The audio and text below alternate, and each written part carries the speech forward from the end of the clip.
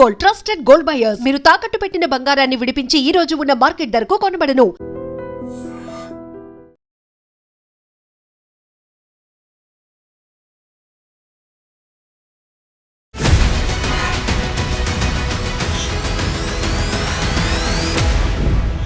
ఇప్పుడు వెరీ రీసెంట్గా బీజేపీలో వచ్చినటువంటి డెవలప్మెంట్స్ చూస్తే ఇప్పటికి కూడా గ్రూప్స్ అనేవి ఉన్నాయి. అది వేరే వేరే జిల్లాల్లో కాదు, ఒకే జిల్లాకి సంబంధించి పవర్ సెంటర్లు చాలా అయ్యాయి. నువ్వెక్కువ నేనెక్కువ అనే దాంట్లో డైరెక్ట్గానే నువ్వెక్కువ నేనెక్కువ అనేది బీజేపీలో లేదు. దేశం తర్వాత మాకు ఏదైనా దేశం తర్వాత ధర్మం తర్వాత అభివృద్ధి. డైరెక్ట్గా మీడియా సాక్షిగానే ఆరోపణలు చేసుకుంటున్నారు, సవాళ్ళు విసురుకుంటున్నారు. అదంతా ఉంది కదా, అవన్నీ సమసిపోయాయా? ఇప్పుడున్న సోషల్ మీడియా పవర్ వల్ల ఒక చిన్న మాట దొర్లిన బెంగాల్ని కొట్టింది తెలంగాణ కవిత. వాళ్ళైతే 351 మంది అమరులైన కవిత. ప్రాణాలు, మానాలు, అపమానాలు. నేను ఒకటే చెప్పానండి, భయం లేని బతుకునాలి, బానిసత్వం లేని బతుకునాలి. చావు నేను ఇష్టపడతాను, బానిసత్వం ఇష్టపడను. ఈ జన్మంలో నేను ఎవరికో బానిసగా బతకదలుచుకున్నాను. తెలంగాణలో ఎట్లా సెట్ చేద్దామని ఒక ప్లాన్ ఉంది. ఏం చెప్పింది అధిష్టానం మీకు పిలిచి, ఏం మాట్లాడుతుంది? తెలంగాణ ఆత్మలోకి వెళ్ళమని, తెలంగాణ ప్రజల ఆకాంక్షలు ఏందో తెలుసుకున్నాను. కారం దుర్లతో దంచిన నేల కాబట్టి ఆ కారమే తినాలి. ఆ తెలంగాణ ప్రజల ఆత్మ ఆకాంక్షలకే వెళ్ళమని చెప్పింది తెలంగాణ. పోతే బీజేపీ స్టాండ్ ఏంటి? మళ్ళొకసారి వివక్ష చూపిస్తుందా? తెలంగాణ మీద వివక్ష లేదే అంటున్నాం కదా. దానికి ఒక భారత ప్రధాని లెక్కలతో అంకెలతో చెప్పేళ్ళాడు. చాయ్ వాళ్ళ ప్రధానమంత్రి ఉన్న దేశం, సామాన్య కుటుంబాలకు లక్షణం. లోపల ఏదో ఇలా బర్స్ట్ అవుతున్నట్టు ఉంది, దాన్ని కొంచెం అణుచుకుంటున్నట్టున్నారు. ఒక్కసారి ఎప్పుడో ఒకసారి ఇట్లా పేలిపోయినట్టుగా ఒక సిచ్యువేషన్. అది ఎలక్షన్స్ ముందే బయటపడుతుందా? నెగిటివ్ పాజిటివ్లతో నేను లైఫ్ని లీడ్ చేయలేవు కవిత. దారి ఒకసారి ఆయుధం పట్టిన తర్వాత తన వాడేవాడు పరాయవాడు యుద్ధం చేయడు. ఫ్యూచర్ సిటీ గురించి వచ్చిన శ్రీకాంత్ సారి చెప్పండి. ఫ్యూచర్ సిటీ గురించి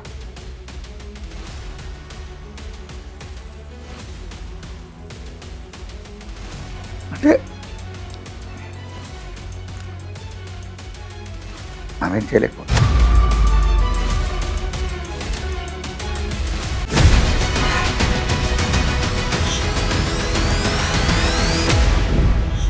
నమస్తే, welcome to I dream inside politics with కవిత.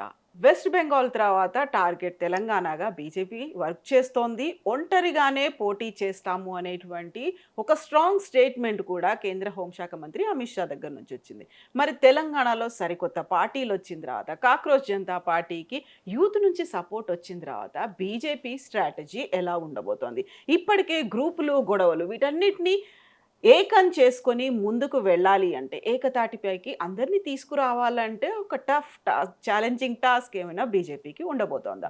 మనతో పాటుగా ఉన్నారు ఆర్మూర్ బీజేపీ ఎమ్మెల్యే పైడి రాకేష్ రెడ్డి గారు. హలో అండి, నమస్తే. నమస్తే కవిత. ఎలా ఉన్నారు మీరు?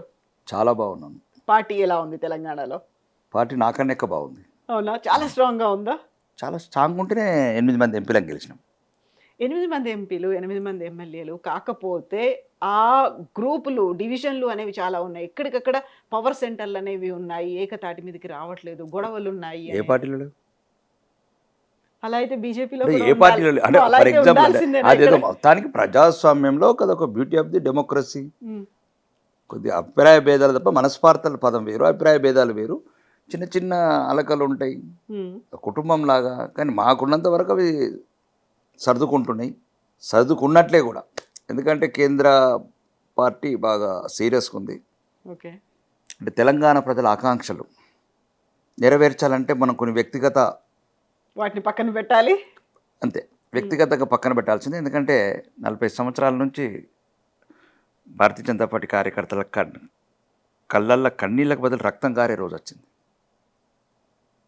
1984లో మొదటి విజయం ఇచ్చిన నేల ఇది. ఊపిరి పోసినాం, ఉయ్యాలలోపినాం. తెలంగాణ ప్రజలు వాళ్ళ కణాలు ఏవైతున్నాయి, రక్త కణాలు ఇట్లా ఈ రకంగా సుడులు తిరుగుతున్నాయి. ఎప్పుడెప్పుడు ఓటేద్దామానా? ఎప్పుడెప్పుడు ఓటేద్దాం కదా. ఒక ధర్మ ప్రభుత్వాన్ని ఏర్పరచాలి ఈ రాష్ట్రంలో. ఒక ధర్మ ప్రభుత్వం, ఒక అవినీతి రహిత ప్రభుత్వం, ఒక కుంభకోణాలు లేని ప్రభుత్వం, కుటుంబ పాలన లేని ప్రభుత్వాన్ని ఏర్పాటు చేయాలని భారతీయ జనతా పార్టీ కార్యకర్తల ఆకాంక్షలకు అనుగుణంగా ఇంకా మేము ప్రజాక్షేత్రంలోకి బయలుదేరుతున్నాం కూడా.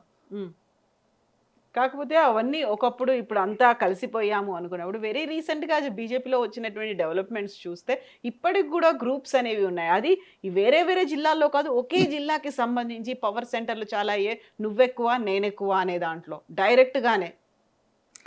నువ్వెక్కువ నేనెక్కువ అనేది బీజేపీలో లేదు కవిత. దేశమే ఎక్కువ మాకు.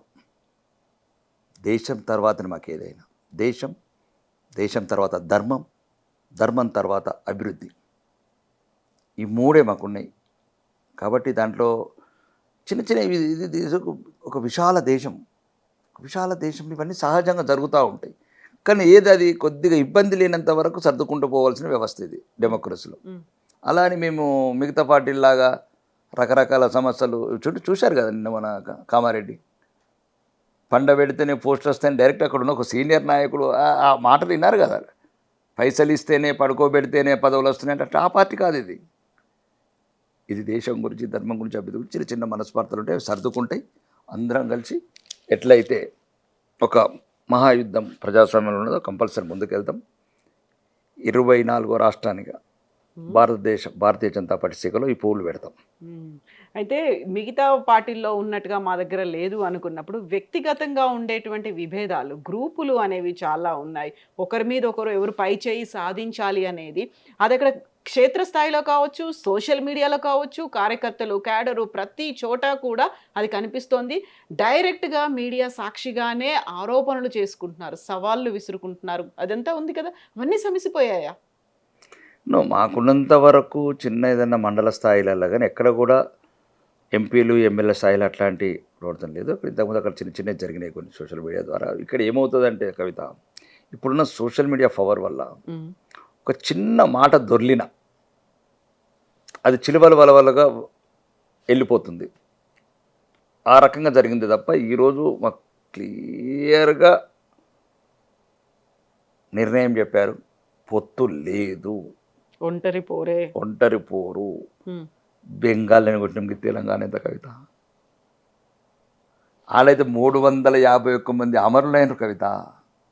ప్రాణాలు, మానాలు, అవమానాలు అన్ని భరించి గెలవకపోతే చస్తామని తెలిసి చివరి పోరు చేసినారు కవిత. దాని మీదకి వెళ్ళి తెలంగాణలో మేము చాలా అదృష్టవంతులు. ఇప్పటికి ఇంకంతో ఇంతో గౌరవంగా, ఆత్మగౌరవంగా, ఆత్మాభిమానం కొట్లాడుతున్నాం. కాబట్టి ఎట్టి పరిస్థితుల్లో కూడా ఇప్పుడున్న అవినీతి ప్రభుత్వం, కమిషన్ల ప్రభుత్వం, కరప్షన్ ప్రభుత్వం, గత ప్రభుత్వం తెలంగాణ ప్రజలను నట్టేట ముంచిన ప్రభుత్వం, 2కు 2 తెలంగాణ ప్రజల ఆశలు, ఆకాంక్షలు నిండా సముద్రంలో ముంచిన పార్టీలని తెలంగాణ ప్రజలు క్షమించే పరిస్థితులు లేరు. వాళ్ళ చూపులన్నీ కమలం వైపు ఉన్నాయి, గమ్యం వైపు ఉన్నాయి. కాబట్టి ఎక్కడ కూడా పొరపాటు రానివ్వము, ఎక్కడ కూడా తప్పటడిగేయము. తెలంగాణ సెక్రటరియట్ మీద కాషాయ జెండా ఎగిరేసే వరకు ఈ ప్రయాణం అట్లనే సాగుతుంది. క్యాడరు కార్యకర్తలు కోరుకుంటున్నారేమో, ముందు నుంచి ఎవరైతే పార్టీ కోసం కృషి చేశారో క్షేత్రస్థాయిలో కోరుకుంటున్నారేమో, విభిన్నమైనటువంటి పార్టీల్లో భిన్నమైనటువంటి దృక్కోణాలు ఉన్నటువంటి లీడర్స్ వచ్చి చేరిన తర్వాత ఇక్కడ కలిసిపోవడానికి టైం పడుతుంది. Even if they are MLAs, MPs అయినప్పటికీ కూడా వాళ్ళ మధ్యలోనే ఉన్నటువంటి గొడవల కారణంగా ఒక్కోసారి పలచబడుతుంది. పిఎం దాకా కూడా వీళ్ళ క్లాసులు తీసుకునేటువంటి పరిస్థితి వచ్చింది అనేది. అందరూ కలిసిపోండి, వేరే పార్టీలను చూసి మీరు నేర్చుకోండి అని మోదీయే అన్నారు అని. అవన్నీ పత్రికా కథనాలు, ఇంటర్నల్గా కాదా ఇదంతా? ఒకటి ఏదైనా సరే కొత్త పాత ఉండదండి. ఒకసారి పార్టీలోకి వచ్చిన తర్వాత అందరూ ఒకటే. ఇది గమనించాలి కవిత. మాకు చాలాసార్లు చెప్పారు కొత్త పాత ఉండదు. మళ్ళీ మాకు క్లియర్గా చెప్పారు. ఒకసారి అయితే మాకు క్లియర్గా చెప్పారు, పాత వాళ్ళు వస్తే ఇంకా వాళ్ళ అనుభవం కూడా తోడవుతుంది, ఎక్స్పీరియన్స్ అనేది ఉంటుంది. వేరే రాజకీయ వేదికల ద్వారా, ప్రజా ఉద్యమాల ద్వారా ఏదో ఒక పార్టీ ఏదో ఒక రకంగా ప్రజా జీవితంలో ఉంటారు. కాబట్టి వాళ్ళ అనుభవం కూడా ఉపయోగపడుతుంది. ఎప్పుడు కూడా विस्तार करो विजय वही आएगा, हमारा जो केंद्र का नारा है, बस नारा वही है, संदेश भी वही है, विस्तार करो, बस आपका काम विस्तार करो, విజయ్ వోయి ఆయగా ఖుద్ బఖుద్. కాబట్టి విస్తరించే టైంలో ఇప్పుడు 1400 మంది కార్యకర్తలు ఉన్న భారతీయ జనతా పార్టీ 14 కోట్ల మంది కార్యకర్తలకు వెళ్ళారు కవిత. కాబట్టి విస్తరించడం సహజము. అక్కడక్కడ పాత నీరు కొత్త నీరు కలయిక లోపల కొన్నిసార్లు ఇబ్బంది ఉంటుంది, కలిసిపోయిన తర్వాత మళ్ళీ అంతా సర్దుకుంటుంది. ఇప్పుడైతే నేను అనేది అందరి ఉద్దేశం అదే చెప్తున్నాను, చివరికి కూడా చెప్పదలుచుకున్నది, వ్యక్తిగత కొన్ని ఇబ్బందులు మనం ఇప్పుడు నేను ఎమ్మెల్యే ఉన్నానండి, కార్యకర్త లేకపోతే ఎమ్మెల్యే ఎక్కడికి వెళ్ళొచ్చానండి? ఈ ఎమ్మెల్యే పదవి చూసి ఎందుకు గర్వపడాలా? ఎందుకు అంత అహంకారము, ఎంత పదవికాంక్ష, వ్యామోహం, ఎందుకు ఇదంతా? ఇప్పుడు ఆ కార్యకర్తలు కదా నేను ఎమ్మెల్యే చేసినారు చాలు. ఇప్పుడు మిమ్మల్ని కూడా ఎంపీ చేశారు, కొంత ఎంపీ చేశారు, మమ్మల్ని ఎమ్మెల్యేలు చేశారు. ఎవరైనా సరే ఆ కార్యకర్తల చెమట చుక్కలు, కన్నీరు, రక్తము మరిగిస్తే మనం ఎమ్మెల్యేలం ఎంపీలమైనాం. వాళ్ళ ఆశ ఏంది? ఇప్పుడు వాళ్ళ ఆశ ఆకాంక్షలు ఏంటి కవిత? ఈ రాష్ట్రంలో భారతీయ జనతా పార్టీ అధికారం రావాలా. మనం ఎవరము? వాళ్ళు ఎన్నుకున్న వాళ్ళం మనం. మనకింత అహంకారం ఎందుకని నేను అంటున్నా. ఒకవేళ ఉంటే అహంకారాన్ని తగ్గించుకోవాలా, ఆశని తగ్గించుకోవాలా, మనం పోరాటం చేయాలా, ప్రజాక్షేత్రంలో ఉండాలా, ప్రజల సమస్యలు కొట్లాడాలా, ప్రజాస్వామ్యంలో ప్రజల నిర్ణయాన్ని మన వైపు మలుపుకోవాలా, ప్రజల ఆకాంక్షల గురించి మనం, వాళ్ళకి జరిగిన ఇబ్బందులు, వాళ్ళకి ఏం చేశారు ఈ ప్రభుత్వం. కాబట్టి నేను అనేది ఏంటంటే ఎంపీ ఎమ్మెల్యేని ఎక్కడికి వెళ్ళొచ్చినాయి మాకు? ఆ కార్యకర్తల కన్నీళ్ళే కదా. మా దగ్గర కార్యకర్తలు చాలా సామాన్యులు ఉంటారండి. మిగతా పార్టీ సెక్యులర్ పార్టీ అంటే ఉండరు. డబ్బు ఉన్నోడు, బంగ్లాలు ఉన్నోడు, బంగారం ఉన్నోడు, చాలా నేను అయితే చూశాను, చాలామంది సామాన్య ప్రజలు ఉంటారు. వాడు ఒక రకమైన నిజాయితీ, చాలా డెడికేటెడ్ అంటే ఒక రకమైన ఒక్కోసారి అనిపిస్తుంది అంటే నాదైతే వ్యక్తిగతంగా నాదాకా అనిపిస్తుంది, ఒక ఇబ్బందిగా అనిపిస్తుంది. అంటే వాళ్ళకి ఏదో ఏం లేదు, మేమేదో తీసుకొచ్చి కోకాపేటలో విల్లలు ఇస్తాము, జూబ్లీహిల్స్లో విల్లలు కట్టిస్తారని లేదు. వాళ్ళకి అంతే కాషాయం ఎగరాల. భవిష్యత్తులో ఈ బానిస బతుకులు ఏదైతే గతం బతికినామో 1947 కన్నా ముందు నిజాం కావచ్చు, బ్రిటిష్ వాడు కావచ్చు, బాబర్గాడు కావచ్చు, డాబర్ కావచ్చు, మొఘలాయలు కావచ్చు, పోర్చుగీసులు కావచ్చు, వేల సంవత్సరాలు మమ్మల్ని కావచ్చు. వాళ్ళకి చరిత్ర బాగా తెలుసు మాకన్నా. ఆ గ్రామాల్లో ఉన్న వాళ్ళు వాళ్ళకి అదే. అంటే ఈ జాతి ఎప్పుడు మళ్ళీ బానిసత్వంలోకి వెళ్తుందో కాబట్టి ఒకసారి కాషాయ జెండాను ఎగిరేసుకుంటే ఇంకా తెలంగాణ మొత్తం సెట్ చేసుకోవచ్చు. దీంతో పాటు అవినీతి లేని అభివృద్ధిని సాధించవచ్చు. డబుల్ ఇంజన్ సర్కారు వల్ల కేంద్రం నుంచి ఎక్కువ నిధులు తెచ్చుకొని ఇప్పుడు కొల్లగొట్టబడిన ఈ ఖజానాని అప్పులమయం చేసిన ఈ రాష్ట్రాన్ని, అభివృద్ధికి దూరం నెట్టబడిన ఈ రాష్ట్రాన్ని, అబద్ధాలు తప్ప అభివృద్ధి లేని రాష్ట్రాన్ని బాగుపరుచుకోవాలంటే అనేది కార్యకర్తల ఉద్దేశం. దానికి అనుగుణంగా నాయకులుగా మేము మారుతున్నాము, ప్రజాక్షేత్రంలోకి పోతున్నాము, ప్రతి సమస్య మీద పోరాడుతున్నాము. సో మారుతున్నారు అనేది మీరు అనుకుంటున్నారేమో, కానీ నిజంగా అది కనిపిస్తోందా బయటికి? మేము అది చూడగలుగుతున్నాము? ఎందుకంటే ఈ మధ్యన జరుగుతున్నటువంటి కేసులు కావచ్చు, ఫ్లెక్సీలు కావచ్చు, గొడవలు కావచ్చు, ఇవన్నీ చూస్తే మాకు వీళ్ళు ఇంకా మారలేదు అని అనిపిస్తుంది కదా. ఇప్పుడు మేము చిన్నప్పుడు ఉండేవాళ్ళం కవిత, అంటే చిన్న ఉదాహరణ చెప్తున్నాను. ఇవన్నీ ఏంటంటే ఆ పిల్ల చేస్తారు. మేము చిన్నప్పుడు ఎన్టీఆర్ కృష్ణ అభిమానులం అని చిన్న పిల్లలం. అప్పుడు మేము ఏం చేసేవాళ్ళం అంటే మేము ఎన్టీఆర్ అభిమాని, వాడు కృష్ణ అభిమాని. మేము ఏం చేసేవాళ్ళం, ఎన్టీఆర్ పోస్టర్ వెళ్ళి వాడు వచ్చి కృష్ణ పోస్టర్ వచ్చి మా గోడలకు అంటేసేవాడు. ఉదయం లేతే గొడవ, చింపుకునేది, పెడగొట్టుకునేది. చిన్నపిల్లలు మీరు ప్రజాప్రతినిధులు అయిన తర్వాత కూడా నేను అంటున్నాను ఏంటంటే ఇప్పుడు అది ఎవడో చేస్తాడు, ఎవడో చేసి వాళ్ళ మీద ఆపాదిస్తారు. ఎవడో మా మధ్యన తగులు పెట్టాలా, ఒక అపోహలు సృష్టించాలన్నప్పుడు కొంతమంది ఇతర పార్టీల వాళ్ళే డబ్బులు ఇచ్చి చేపిస్తారు. కాంగ్రెస్ నేపథ్యం కావచ్చు, బీఆర్ఎస్ నేపథ్యం కావచ్చు, మోసాల మీద నిర్మించబడ్డ పార్టీలు అవి. కాబట్టి అట్లాంటి వాళ్ళకి ఏం చేస్తారంటే ఎవరికో కొద్ది డబ్బులు ఇచ్చేసి, లేదు మా కార్యకర్తలు ఎవరో కొద్దిగా ఆలోచన పరిధి తక్కువ ఉన్న వాళ్ళు, ఏదో కొద్దిగా చిన్న ఆలోచన ఉన్న వాళ్ళు ఏదో కొద్దిగా చిన్నగా తొందరపడో లేకపోతే ఇట్లాంటి చిన్నవి చేస్తారు తప్ప దీనికి దానికి ఏం సంబంధం లేదు. యుద్ధమే, యుద్ధానికి సిద్ధమైనం. ఈ గద్దెని వదిలేది లేదు, యుద్ధాన్ని వదిలేది లేదు, తెలంగాణను వదిలేది లేదు. ఒకసారి తెలంగాణ దుర్మార్గుల పాలన వల్ల, ఈ అవినీతి పాలన వల్ల మేము విముక్తి చేస్తాం భారతీయ జనతా పార్టీ. సో సైన్యానికి లీడర్ల ఆదేశం లేనిదే సైన్యం అలాంటి డెసిషన్ తీసుకుంటుందా అనేది, ఇప్పుడు ఈటెల రాజేందర్ మీద వ్యతిరేకంగా ఒక ఫ్లెక్సీ ఏర్పాటు చేశారు అంటే అది బండి సంజయ్ అనుచరుడే చేశారు అనేది, ఆయన మీద కేసులు ఇవన్నీ అరెస్టులు దాకా వెళ్ళిన తర్వాత అక్కడ ఈజీగా బయటికి వస్తోంది కదా, క్లియర్గా కనిపిస్తోంది ఇక్కడ వీళ్ళిద్దరి మధ్య జరుగుతోంది అని. గతంలో కూడా ఇద్దరు చాలా బాహాటంగా కూడా మాట్లాడేసుకో, చూద్దాం బిడ్డ చూద్దాం కొడక దాకా కూడా వెళ్ళి అసలు ఎవరెవరికి ఎంత ఉందో, ఎంత ప్రతాపాలు ఉన్నాయో, ఎంత వాళ్ళకి సపోర్ట్ ఉందో, కార్యకర్తల బలం ఉందో, మా బలగం ఎంత, నా టెరిటరీ ఇది, ఇలాంటివన్నీ కూడా మాట్లాడుకున్నారు కదా. అది ఇంకా స్టిల్ కంటిన్యూ అవుతోందా అనేది ఈ ఫ్లెక్సీ వివాదంతో బయటికి రాలా? ఇప్పుడు రాజకీయాలలో కొన్నిసార్లు మనస్పర్ధలు వచ్చినప్పుడు ఆవేశాలు లోనవుతాం. ఇప్పుడు ఒకప్పుడు మీకు రేవంత్ రెడ్డి గారి పీసీసీ ప్రెసిడెంట్ కాగానే కోమటిరెడ్డి రాజగోపాల్ ఇచ్చిన స్టేట్మెంట్ పంపిస్తాను మీకు వీడియో. సహజం అప్పుడున్న ఆవేదనలో ఆవేశంలోనూ కొన్ని సంఘటనలు, కొన్ని అన్పార్లమెంట్ లాంగ్వేజ్ వర్డ్స్ అన్ని యూజ్ చేస్తారు. కానీ మేము కూడా అది ఎలా జరిగింది ఏం జరిగిందని ఇప్పుడైతే అట్లాంటి పరిస్థితి లేదు. 15 రోజుల కింద అయిందే కదా ఈ విషయం. లేదు, అది మీరు చెప్పింది ఫ్లెక్సీ అనుకుంటా. ఫ్లెక్సీ ఎప్పుడు 15 రోజుల కింద. అది పాపం బండి సంజయ్కి సంబంధం లేదు. అది కింద స్థాయి కార్యకర్తలు ఏదో ఊహించుకుంటారు, మాకు అడ్డొస్తున్నాడు, లేకపోతే మొన్న ఏదో జరిగిన సంఘటనకు వీళ్ళే కారకులు. ఇవన్నీ అపోహలండి. మా దాంట్లో బండి సంజయ్ కానీ, అరవింద్ కానీ, ఈటల రాజేంద్ర కానీ, రఘునందన్ రావు గారు కానీ మొత్తం ఎంటర్గా ఒక అందరు ఆలోచన విధానం ఒకటే.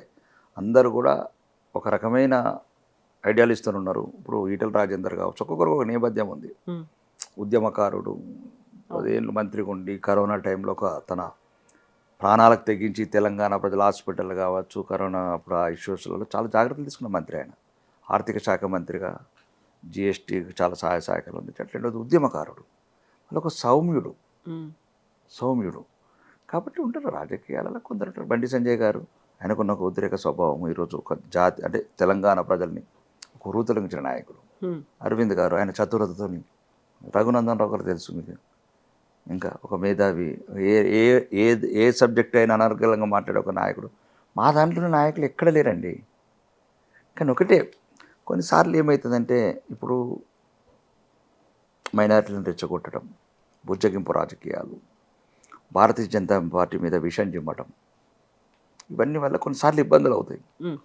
ఆ విషయం చిమ్మట్లో భాగమే మీకు వచ్చిన ఫీడ్బ్యాక్. అంటే ఎక్కడెక్కడ భారతీయ జనతా పార్టీకి అగ్నెస్ట్గా చాలా రకాల శక్తులు పనిచేస్తాయి. సెక్యులర్కి ఆ ప్రాబ్లం లేదు. అగెనిస్ట్గానా ఇంటర్నల్గా కూడా పనిచేస్తున్నాయా అనేది నువ్వు ఇంటర్నల్గా ఉంటాయండి, అన్ని పార్టీలు ఉంటాయి. రేవంత్ రెడ్డి ముఖ్యమంత్రి ఉండాలని ఎవరికి ఇష్టం లేదు, అందులో ఉంటున్నాడు. రాహుల్ గాంధీకి ఇష్టం లేదు, వీళ్ళు ఏం చేస్తారు? వీళ్ళు చాలాసార్లు ఇబ్బంది పెడతారు ఆయనని. ఆయన పక్కన ఉంటే కూడా లేవరు. గౌరవనీయ ముఖ్యమంత్రి వస్తే ఆ పక్కన ఉంటే లేవరు, ఆయనను పట్టించుకోరు. అసలు ఆయన ముఖ్యమంత్రిని పట్టించుకోరు. అయినా కానీ ముఖ్యమంత్రి ఆయన్నే. ఉంటాయి ఇంటర్నల్, అన్ని పార్టీలలో ఉంటాయి. కాబట్టి మా దాంట్లో కూడా ఒకటో అడాకొర ఉన్నా కానీ అవన్నీ సంసిపోయినాయి. ఇంకా సంసిపోకపోతే కేంద్ర పార్టీ చూసుకుంటుంది. ఒకవేళ సంసిపోకపోతే ఆవిడ బెదిరించాలా, లొంగ తీసుకోవాలా, భయపెట్టాలా, ఏం చేయాలి, సామధాన భేద దండోపాయాలు అంటారు కదా, అవన్నింటినీ ప్రయోగిస్తుందా ఇప్పుడు బీజేపీ? 100%. ఇది వ్యక్తుల గురించి పుట్లే పార్టీ. ఎవరో ముఖ్యమంత్రి కావడానికో, ఎవరో రాకేష్ రెడ్డి మంత్రి కావడానికి పుట్టలే భారతీయ జనతా పార్టీ. భారతీయ జనతా పార్టీ దేశ అభివృద్ధి గురించి పుట్టింది. విశ్వంలో విశ్వఖ్యాతి ఎగరేయాలని పుట్టింది. ఈరోజు చూశారు కదా భారత విదేశాంగ మంత్రి ఎట్లా మాట్లాడుతున్నాడు యూరోప్లో. అది అనువనువున ఒక దేశం మీద అభిమానం నింపుకున్న ఒక విదేశాంగ మంత్రి మాట్లాడే మాటలు అవి. కాబట్టి అందరికీ అట్లాంటి మీరు అన్న రోజు వచ్చేస్తే ఎవ్వరికి కూడా వదిలిపెట్టేది ఉండదు పార్టీ. ఇది కార్యకర్తల పార్టీ, కార్యకర్తలే ముఖ్యం. కాబట్టి ఎక్కడ నాకు చిన్న సర్దుకోకపోతే సర్దేసి అన్ని సెటరేట్ చేస్తారు. అన్ని చోట్ల చేసినారు, సెటరేట్ చేసారు. అస్సాంలో చేసినారు, బెంగాల్లో చేసినారు, హర్యానాలో చేసినారు, మహారాష్ట్రలో చేసినారు, అన్ని చోట్ల సెటరేట్ చేసారు. ఇటు సెటరేట్ చేస్తారు, పెద్ద పనేం కాదండి. కానీ నేను అనేది ఏంటంటే ఏదేమైనా ఇంకా సంసిపోయినాయి, సమస్యలను సంసిపోయినాయి. ఇంకా మేము అనుకుంటున్నాం ఏంటంటే ఒక కార్యాచరణ ప్రధానమంత్రి గారు వచ్చి నిర్దేశం చేశారు. ఇక్కడ మొత్తం అవినీతి, ఆర్ఆర్ ట్యాక్స్, ఆకాశంలో తార చుక్కలు చూపించారు, తెలంగాణ ప్రజల్ని మోసం చేశారు. ఇవన్నీ మనం ప్రజలకు ప్రజా ఉద్యమాలు, ప్రజాక్షేత్రంలో ఇట్లాంటి విషయాలలో ముందుకెళ్తాం. అన్నిటికన్నా ముఖ్యం తెలంగాణ ప్రజల ఆకాంక్ష. బీజేపీ వైపు చూస్తున్నారు. Okay, BJP. ఇప్పుడు మీరు ఒక మాట అన్నారు, పాపం బండి సంజయ్, ఆయనకేం తెలియకపోయి ఉండొచ్చు. పాపం అన్నారంటే ఆయన మీద అభిమానం ఏమైనా ఉందా? లేకపోతే నాకు ఎక్కువ తెలియదు కూడా బండి సంజయ్. నాకు అందరు 8 మంది ఎంపీలు, ఇంకా నాకు అరవిందే కొద్దిగా ఎక్కువ. ఎందుకంటే అరవింద్ ద్వారా, మీ జిల్లా కాబట్టి, అరవింద్ ద్వారా నేను బీజేపీలోకి వచ్చాను కాబట్టి అభిమానం ఉంటుంది. అంటే అనవసరంగా బదనాం చేస్తున్నారు అనేది నేను అనేది ఏంటంటే పాపం మా తెలంగాణలో ఊత పదం అది. పాపం అంతే. ఇంకా పాపం అంటే మొత్తానికి శని చుట్టుకుంటుందని అంటారు, కానీ అది నాకు చుట్టుకుంటుంది ఎట్లా. జనరల్గా నాకు రొటీన్ అలవాటు ఎవరన్నా అయ్యో పాపం శని చుట్టుకుంటా వదిలించడానికి కూడా ఉంటుంది కదా, ఏదో ఒకటి దానికి రెమెడీ చెయ్యొచ్చు. నేను ఒకటే చెప్పానండి, భయం లేని బతుకున్నది, బానిసత్వం లేని బతుకున్నది. చావు నేను ఇష్టపడతా కానీ బానిసత్వం ఇష్టపడను. నేను ఒకటే జన్మనండి, మళ్ళీ జన్మ అంటూ లేదు, ఉంటే నాకు తెలియదు. ఈ జన్మలో నేను ఎవరికో బానిసగా బతకదలుచుకోలేదు. కాబట్టి నేను చెప్పదలుచుకున్నది అంటే నాకున్న ఒక ఊత పదం అయ్యో పాపం అనే ఒక పదాలు వాడుతాను తప్ప, నేను అనేది ఏంటంటే అనవసరంగా బ్లేమ్ అవుతారు ఒక్కోసారి. అది ఎవడో పోస్టర్ అనిపిస్తుంది నేను అనుకుంటున్నాను. ఎవరు చెప్తారు వాడు ఏం చెప్తారు, ఇంకొకటి వేసి ఈటల రాజేందర్ మనిషి వచ్చి మళ్ళీ ఇంకో దగ్గర కట్టిండు అనుకో ఫర్ ఎగ్జాంపుల్, మళ్ళీ ఒక అంటే ఇదంతా ఒక ఏదైతే మేము ఒక విజయం వైపు ప్రయాణం చేసేటప్పుడు ఇట్లాంటివన్నీ జరుగుతుంటాయి. మేము జాగ్రత్తగా ఉండాలని నేను అనుకుంటున్నాను. ఒకవేళ నా వ్యక్తిగత అభిప్రాయం ఇంకా జాగ్రత్తగా ఉండాలి మేము, నా పట్ల కావచ్చు, రకరకాల ఎవరి పట్ల సరే రకరకాల కుట్రలు జరుగుతూ ఉంటాయి రాజకీయాలలో. కాబట్టి దానికి జాగ్రత్తగా ఉన్నాం. అవి చిన్న చిన్నవి పట్టించుకోవట్లేదు మేము. బండి సంజయ్ పెద్దగా తెలియకపోవచ్చు, కాకుండా బండి సంజయ్ కొడుకుకి జరిగినటువంటి ఆ ఇన్సిడెంట్ తెలుసా మీకు? దాన్ని ఎట్లా చూస్తారు మీరు? ఒకటండి,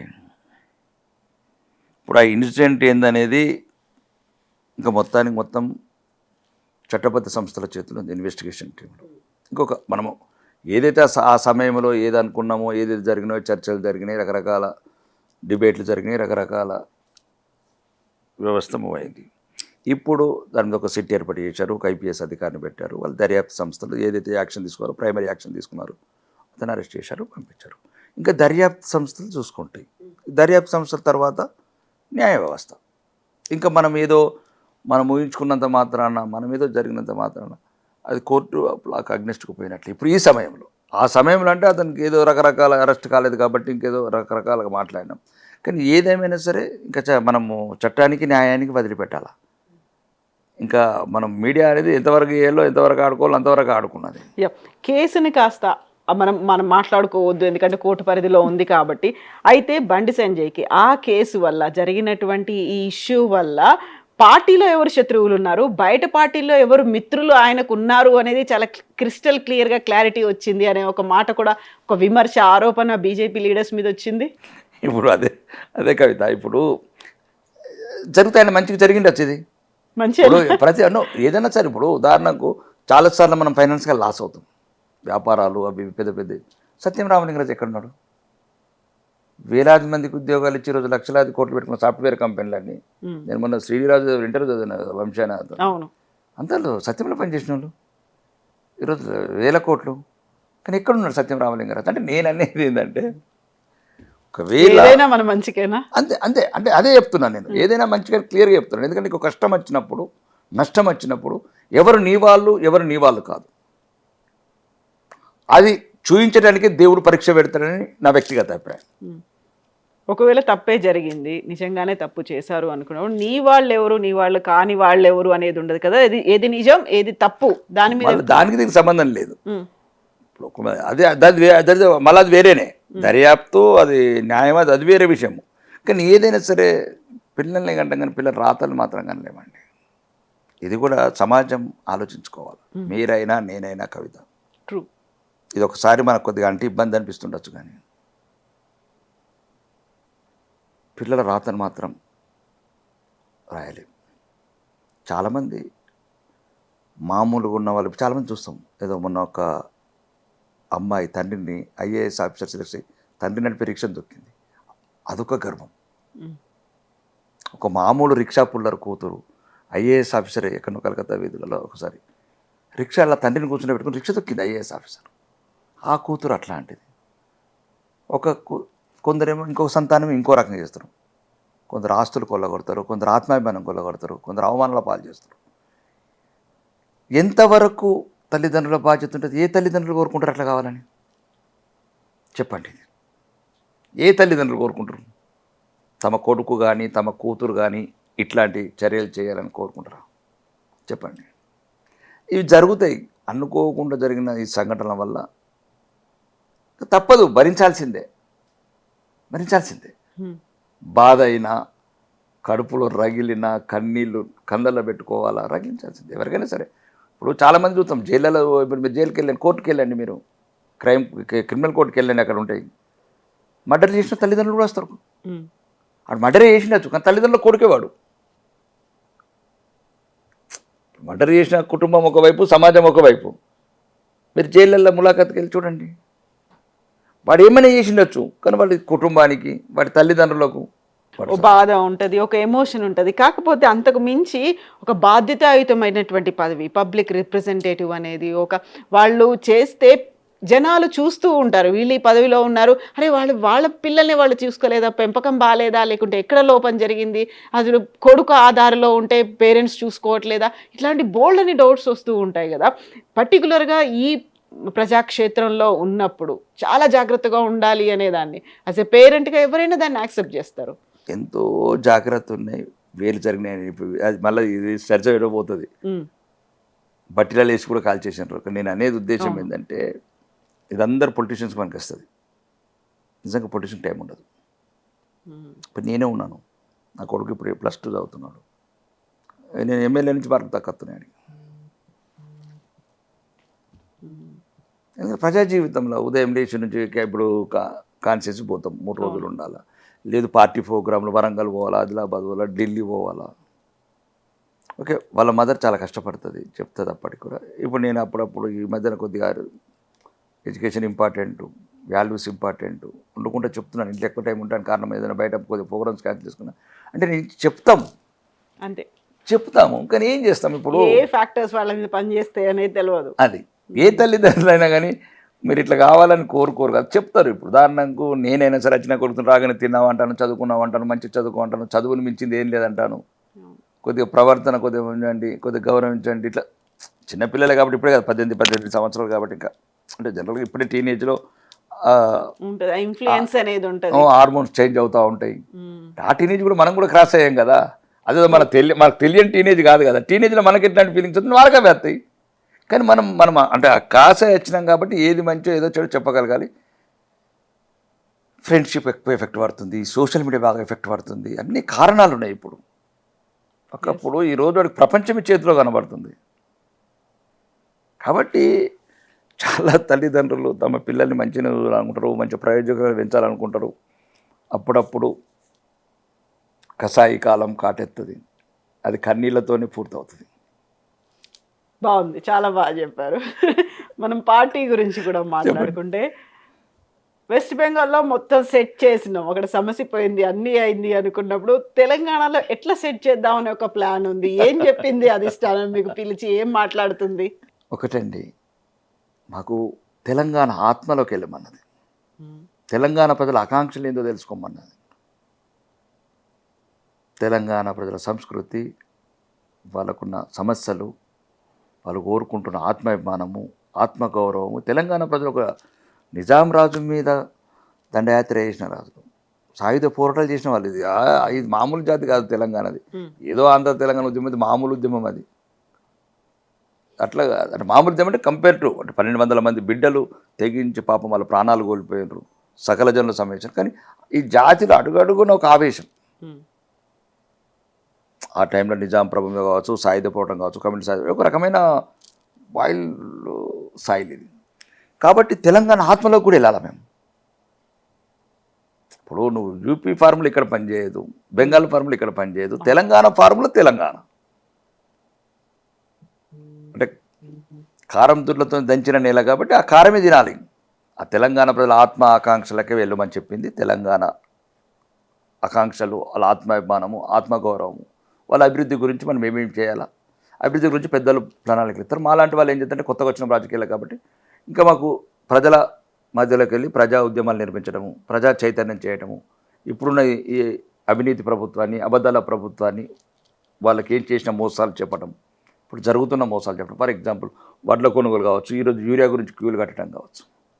ఎటువంటి ప్రణాళిక లేదు, ఎంతసేపు కమిషన్లు, కరప్షన్లు, ఢిల్లీ టూర్లు. తెలంగాణ ప్రజలు 2 నెలలు రోడ్ల మీద అంటే వర్షాలల్లా, వడగళ్ళ వాళ్ళ కన్నీళ్ళు ఏరులై పారింది. అంటే ఇట్లాంటి ప్రజలను చైతన్యవంతం చేసి ఒక మంచి సుపరిపాలన ఇస్తామని వాళ్ళకు నచ్చజెప్పి వాళ్ళకి చైతన్యం చేసి మనం ప్రజాస్వామ్యంలో మన వైపు మలుపుకోవాలి. తెలంగాణ ఆకాంక్షలు ఏంటి, అవసరాలు ఏంటి, వాటిని గుర్తించి ముందుకు తీసుకెళ్ళండి అనుకున్నప్పుడు స్వయంగా పార్లమెంటు సాక్షిగానే అదే బీజేపీ ఎంపీలు రాష్ట్ర విభజనని పాకిస్తాన్ విభజనతో పోల్చినప్పుడు బీజేపీ లీడర్లు, అందులోనూ తెలంగాణ ప్రజాప్రతినిధులు ఏమైనరు, దాన్ని ఎందుకు అపోజ్ చేయలేదు, ఎందుకని అంత తీవ్ర స్థాయిలో వ్యతిరేకంగా మాట్లాడుతుంటే? అసలు ఈ కవిత ఈ పాయింట్కి ఒకసారి క్లారిటీ ఇస్తే మీరు కొద్దిగా ఇంటర్వ్యూ ద్వారా క్లారిటీ ఇస్తాం, మంచిగా ఇస్తాం. తెలంగాణ యువతను చంపిందే కాంగ్రెస్ 1969లో. తొలిదశ ఉద్యమంలో తుపాకీ గుండ్లు పెట్టి 369 మంది మా బిడ్డలను కాల్చి చంపింది కాంగ్రెస్. అడుగడుగును అణచివేసింది ఇందిరాగాంధీ ప్రభుత్వం, బ్రహ్మానంద రెడ్డి ప్రభుత్వం. మా బిడ్డలను చంపిన వాళ్ళు యువకులు, నూలు మీసాల యువకులు. ఈరోజు కాదు మా పానాలు తీసింది కాంగ్రెస్. తర్వాత ఈ కాంగ్రెస్ ఎప్పుడు తెలంగాణకు శత్రువే. ఈరోజు ఆంధ్ర తెలంగాణ విడిపోవడానికి ప్రత్యేక కారణం కాంగ్రెసే. కాంగ్రెస్ పరిపాలనే కదా ఈ వ్యత్యాసాలు పెరిగినాయి. ఏదైతే నీకు ఈ రకంగా పక్షపాతం జరిగింది, ఏ రకమైతే ఉద్యోగాలు కావచ్చు, నీళ్ళలో కావచ్చు, నియమకం ఎవరు చేసిన పరిపాలన 20 ఏళ్ళు? అసలు చాలామంది జనాలకు తెలియదు. ఎంతసేపు మా సోనియం ఇచ్చింది అని ఎంతమంది పానాలు తిన్నారు వీళ్ళు? అసలు ఎందుకు వచ్చింది? ఓకే, కలపటము అది తప్పే, మాకు ఇష్టం లేకుండా కలిపారు. 1950లో మేము అప్పుడు కూడా కలిసిలేము. తెలంగాణ హైదరాబాద్ స్టేట్ కుంటూ పోయి కలిపినరు.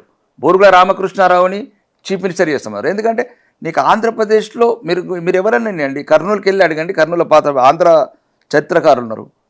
మామూలు సింగిల్ రూమ్ కూడా లేవు సెక్రటరీల కాళ్ళకు. కలెక్టర్ ఆఫీస్ సెక్రటరీ చేసుకున్నారు. ఆ టైంలో మా తెలంగాణ ప్రభుత్వం, హైదరాబాద్ స్టేటు, బోరుగుల రామకృష్ణరావు గారు ఒక పెద్ద ఉదయంతో రండి ఇక్కడ అన్ని అప్పుడు, ఎందుకంటే అప్పుడే ఉన్నాయండి మాకు ఉస్మానియా హాస్పిటల్, హైకోర్టు, ఆ భవనాలు. ఇప్పుడు కర్నూలులో చేయండి, మా హైకోర్టులో బాత్రూంలో పుడుతులేవు అక్కడ బిల్డింగ్లు అప్పట్లో 56లో. కాబట్టి 56లో కలపడమే తప్పు కలిపారు.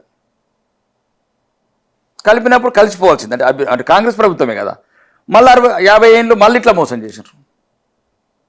నీళ్ళల్లో మోసం చేసినారు, నియామకాల మోసం చేసినారు, నిధులల్లో మోసం చేసినారు. మళ్ళీ మా యువతని గుండెలతో కలిపి చంపారు. 1960 ఉద్యమం ఎందుకు వచ్చింది? మా బిడ్డలు కదా సచ్చిన వాళ్ళు. ఆంధ్రలో చావలే కదా, తెలంగాణ బిడ్డలు చచ్చారు 369. బుల్లెట్లతో కలిసింది ఆ పార్టీ. తర్వాత మళ్ళా ఒక మా ముఖ్యమంత్రి ఉండే చెన్నారెడ్డిని దించుతారు. తర్వాత అంజయ్య గారు అని ముఖ్యమంత్రి ఉండే, ఆయన ఆ గాంధీ కుటుంబం ఎయిర్పోర్ట్లో అవమానించారు ఒక ఫ్యూన్ లాగా. దాంట్లోకి వెళ్ళి ఒక రకమైన ఆవేదన, ఆవేశం. మొత్తానికే అనగబట్టబడ్డ తెలంగాణ పౌరుషాన్ని భారతీయ జనతా పార్టీ మాత్రం మేల్కొల్పింది. ఇది ఒకటి రాసుకోండి చరిత్రలో. 1997, 98లో ఒక్క ఓటు 2 రాష్ట్రాలని కాకినాడ తీర్మానం చేసింది మేము. ఇప్పుడున్న మాజీ ముఖ్యమంత్రి కల్వకుంట్ల చంద్రశేఖరరావు తెలుగుదేశంలో మంత్రి పదవి వెలగక్కుతున్నాడు. మేము మళ్ళా పురుడు పోసినాం తెలంగాణ ఆశకు. ఒక జాతీయ పార్టీ, భారతీయ జనతా పార్టీ అందరూ మర్చిపోయి ఆ గాయాలన్నీ గుండెలల్లో ఉంటే అప్పుడు కొంతమంది ఉండేవాళ్ళు. జయశంకర్ సార్ వాళ్ళు ఎప్పుడు ఆ భావజాలాన్ని ఎప్పుడు వ్యాపింపజేశారు. బెల్లి, లలితక్క అని ఇట్లా పాటలు పాడేవాళ్ళు, గద్దలను వాళ్ళు ఒక తెలంగాణ ఆవశ్యకత చెప్పారు. కానీ కాంగ్రెస్ ఎప్పుడు బుల్లెట్లతోనే సమాధానం చెప్పింది మాకు. అప్పుడే భారతీయ జనతా పార్టీ భారతదేశంలో, అది కూడా కాకినాడ తీర్మానం చేసిన, వరంగల్ కాదు, ఒక్క ఓటు 2 రాష్ట్రాలు. దాంతో మొదలైంది తెలంగాణ మళ్ళీ పురుడు పోసుకుంది. మీరు రాసుకోండి. ఇప్పటి కూడా పార్లమెంట్లో చూడండి, భారత పార్లమెంట్లో చూడండి, సుష్మా స్వరాజ్ గారి స్పీచ్ పక్కన మన్మోహన్ సింగ్ కూర్చుంటే బలిదానాలద్దు బిడ్డలు చేస్తున్నారు అన్నది. జాలి కలగలేదు మన్మోహన్ సింగ్ మౌనస్వామికి, సోనియమ్మకు. అందుకోసం అన్నది మీరు బలిదానాలు చేసుకోవద్దు, బతికుండాల తెలంగాణ వచ్చినాక. నేను పార్లమెంట్లో చెప్తున్నాను, మన్మోహన్ సింగ్ చెప్పింది మీరు పెట్టారా పెట్టకపోతే వెనక చూపించి చెప్పింది. అప్పుడు కాంగ్రెస్ కన్నా ఎక్కువ ఎంపీలున్నాం మేము. అది యూపీఏ ప్రభుత్వంలో కాంగ్రెస్ అంటే వేరే పార్టీతో కలిపి యూపీఏ ప్రభుత్వం, కాంగ్రెస్ కన్నా ఎక్కువ పార్లమెంట్ సభ్యులు మేము. ఆ రోజు నిండు పార్లమెంట్లో ఈ దుర్మార్గమైన కాంగ్రెస్ పార్టీ మా బిడ్డలను చంపుతున్నది. 1200 మంది తగలబెట్టుకుంటున్నారు, ఉరి పెట్టుకుంటున్నారు. మొయినాబాద్ యాదయ్య పోయి సోనియా గాంధీకి లెటర్ రాసి వెళ్ళి ఏపీ భవన్లో ఉరి పెట్టుకున్నారు చెట్టుకు. మర్చిపోయింది కాంగ్రెస్ ఎంత, ఇది మామూలు కాంగ్రెస్ కాదు ఇది. కాబట్టి బీజేపీకి అట్లాంటిది అండి. ఈరోజు తెలంగాణ సాకారం ఏంటంటే పురుడు పోసింది మేమే, తెలంగాణ సాకారం చేసింది మేమే. ఆ రోజు నిండు పార్లమెంట్లో మేము అన్నాం కాబట్టి ఆ బిల్లు పెట్టిండ్రు. మీరు కావాలంటే నేను చెప్పేటి అబద్ధాలు కాదు, ఇవన్నీ చరిత్ర సాక్ష్యాలు. ఓకే, అక్కడొకటి ఇక్కడొకటి. అప్పుడు కూడా ప్రధానమంత్రి ఏమన్నారంటే చేసిన ప్రక్రియ కరెక్ట్ కాదు, అంతే తప్ప తెలంగాణ ఏర్పడడం లేదు. తెలంగాణ ఎప్పుడు, ఎందుకంటే మేము తెలంగాణ పుత్రులం అండి, భూమి పుత్రులం. అదే మేము వాళ్ళ అన్న ఏంటంటే మేము 3 రాష్ట్రాలు, జార్ఖండ్, ఛత్తీస్గఢ్, ఇంకా 3 రాష్ట్రాలు మేము ఏర్పరిచినప్పుడు ఎటువంటి ఏదైతే విభజనలో ఎటువంటి ఇబ్బందులు లేకుండా మేము 3 అంటే వాళ్ళ భాషలో ఎవరు చెప్పారు అప్పుడు, అంటే మంత్రసాని పాత్ర ఎటువంటి ఇబ్బంది లేకుండా 3 సంతానం చేసాం, మంచి పురుడు పోసి మంచి పురుడు పోషణం అని. మీరు ఒక్కదాన్ని ఈ రకంగా చేసిండ్రు అనేది సరే. ఇప్పటికి కూడా ఇంకా ఉన్నాయి సమస్యలు. ఈ రోజు కూడా మళ్ళీ తెలంగాణ వాదం ఎత్తారు, అక్కడ ఆంధ్రవాదం ఎత్తారు. అంటే సరిగా ఇప్పుడు ఆ రాష్ట్రాలలో లేదు ఆ సమస్య, పంచలేదో సరిగ్గా వంచితే అయిపోతుంది కదా అనే ఉద్దేశంతో ఉన్నారు. రెండోది మొన్న ఎవరో మెంబర్ ఆఫ్ పార్లమెంట్గా 543 మందిలో కూడా అస్సాం ఉంటాడు, ఒక మణిపూర్ ఉంటాడు, ఒక అర్థమైతే తర్వాత దాన్ని వెనకకి తీసుకున్నాడు ఆయన. ఎవరో బెంగళూరు ఎంపీ ఉండే తీసుకున్నది. నేను అట్లా పోల్చాల్సింది కాదు, బ్యాక్ తీసుకుంటాడు. ఒక్కోసారి కొందరు ఏదో ఆవేశంలోనో ఒక వేలో పోతారు, పాకిస్తాన్ ఇండియా లోపల పోయేటప్పుడు వాళ్ళ మీద అనుకోకుండా వచ్చినట్టు దానిపైన బ్యాక్ తీసుకున్నాడు. మేము కూడా సమర్థించలేదు. అది ఈ నేల మాది, ఈ గాలి మాది, ఈ రాష్ట్రం మాది. ఎందుకంటే మా రాష్ట్రం మీద మాకు అభిమానం, మాకు కూడా బాధ అనిపిస్తుంది. మీకు ఎట్లా బాధ అనిపిస్తుంది మాకు అనిపిస్తుంది. మేము కూడా బాధపడ్డాం. వాళ్ళు అనుకోకుండా జరిగిన సంఘటన బ్యాక్ తీసుకుంటామని చెప్పాడు. కాకపోతే బీజేపీ స్టాండ్ ఏంటి? మళ్ళొకసారి వివక్ష చూపిస్తుందా? నిజంగా స్వయంగా తెలంగాణకి జరిగినటువంటి ఏర్పాట్లో లేకుంటే తెలంగాణ ఆకాంక్ష గురించో ప్రాపర్గా కమ్యూనికేట్ చేయట్లేదా అనేది తెలంగాణ మీద ఫోకస్ పెట్టినప్పుడు ఇక్కడ అవసరాలు ఏముంటాయి? మీరు అన్నట్టుగా గొడవలు అవుతున్నాయి అనుకుంటే 12 ఏళ్ళు అయింది, ఇప్పటికి 12 ఏళ్ళ నుంచి మోదీ సర్కారే ఉంది. మరి చేయాల్సిన పనులో లేకుంటే ఇవ్వాల్సినటువంటి బడ్జెటో బకాయిలో ఇవన్నీ ఎందుకు చేయలేదు? ఈ వివక్ష ఇంకా ఎందుకు కంటిన్యూ అవుతుంది అనేది కదా క్వశ్చన్ వస్తుంది. తెలంగాణ మీద వివక్ష లేదే అంటున్నాం కదా. దానికి ఒక భారత ప్రధాని లెక్కలతో అంకెలతో చెప్పేళ్ళాడు మొన్న. ఇప్పుడు ఒకటే కవిత, ఇప్పటివరకు అపోహలు చేశారు ఈ కాంగ్రెస్ ప్రభుత్వము, అంతకుముందు రాజుల ప్రభుత్వము, దొరల ప్రభుత్వము, రకరకాలు. అట్లా కాదు, ఛాయ్ వాళ్ళ ప్రధానమంత్రి ఉన్న దేశం, సామాన్య కుటుంబాలకు లక్షణం, ఎవరికి అహంకారం లేదు, దేశమంతా ఒకటి. వాళ్ళు ఇక్కడ జరిగింది ఏంటంటే మొన్న కూడా ప్రయత్నం చేశారు రేవంత్ రెడ్డి గారు, తెలంగాణ రాష్ట్ర ముఖ్యమంత్రి గారు. నన్ను గుజరాత్ చూసినట్టు నన్ను చూడండి అంటే నేను చెప్పాడు ప్రధానమంత్రి గారు, గుజరాత్ నిధులు ఇచ్చినట్లు ఇస్తే నీకు సగమే వస్తాయి దీంట్లో అని. ఇది భారత ప్రభుత్వం మొత్తం ప్రపంచమంతా చూసింది. మాకు కూడా బాగా కనువిప్పు కలిగింది. మాకు కూడా ఈ 2 years నుంచి ఒక రకమైన ఇబ్బంది ఉండేది. మీరు గుజరాత్ అని క్లియర్గా చెప్పండి, మీకు లెక్కలు కావాలంటే పంపిస్తాను, అక్కడికి వెళ్ళి పంపి అదే రకంగా ఆ రేషియో ప్రకారం మీకు కావాలంటే ఇప్పుడు వచ్చిందంటే సగం వస్తాయి.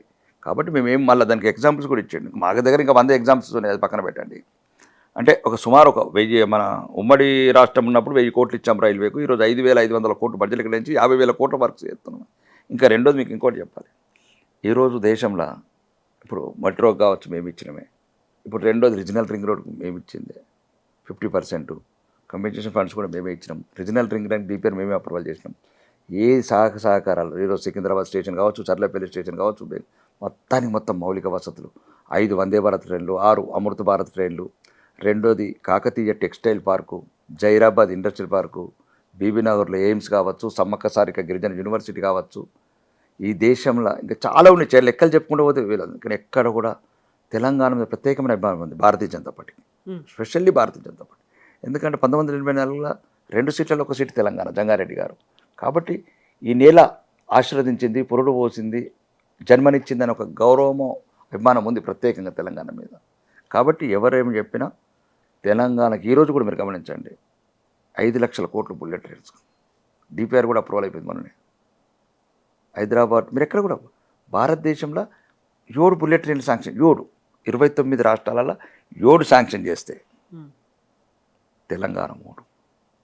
తెలంగాణ ప్రాధాన్యత ఎంత ఉంది చూడండి. ఈ మధ్యలో పెరుగుతుంది ఎందుకంటే మీరు టార్గెట్ అనేది పెట్టుకున్నారు కాబట్టి. లేదండి అట్లేం లేదు. తెలంగాణ ఇస్ ఒక గ్లోబల్ హబ్. ఇక్కడ మంచి ప్రజలు, మంచి అన్ని రకాల సాఫ్ట్వేర్ కావచ్చు, హార్డ్వేర్ కావచ్చు, డిఫెన్స్ కావచ్చు, ఇట్లాంటి నగరం మీకు ప్రపంచంలో, ఇట్లాంటి క్లైమేట్ అన్నిటికన్నా ముఖ్యం. ఈ వాతావరణం మీకు ప్రపంచంలో ఎక్కడ రాదు. ఒక భూకంపాలు రాని నేల ఒకటిది దక్కన్ పీఠభూమి. రెండోది ఇక్కడ ప్రజలు కూడా మినీ ఇండియా. మీరు ఈ ఫీలింగ్ ఎక్కడ రాదు. తమిళ్ పోతే ఒక తమిళ్ ఫీలింగ్ ఫ్లేవర్ ఎక్కువ ఉంటుంది, మలయాళం పోతే మలయాళం ఫ్లేవర్ ఎక్కువ ఉంటుంది. తెలంగాణలో మీకు ఒక మినీ ఇండియా లాగా ఉంటుంది. బీహార్ వాళ్ళు ఉంటారు, బెంగాల్ వాళ్ళు ఉంటారు, కర్ణాటక వాళ్ళు ఉంటారు, అస్సాం వాళ్ళు ఉంటారు, ఎక్కడైనా చూడండి.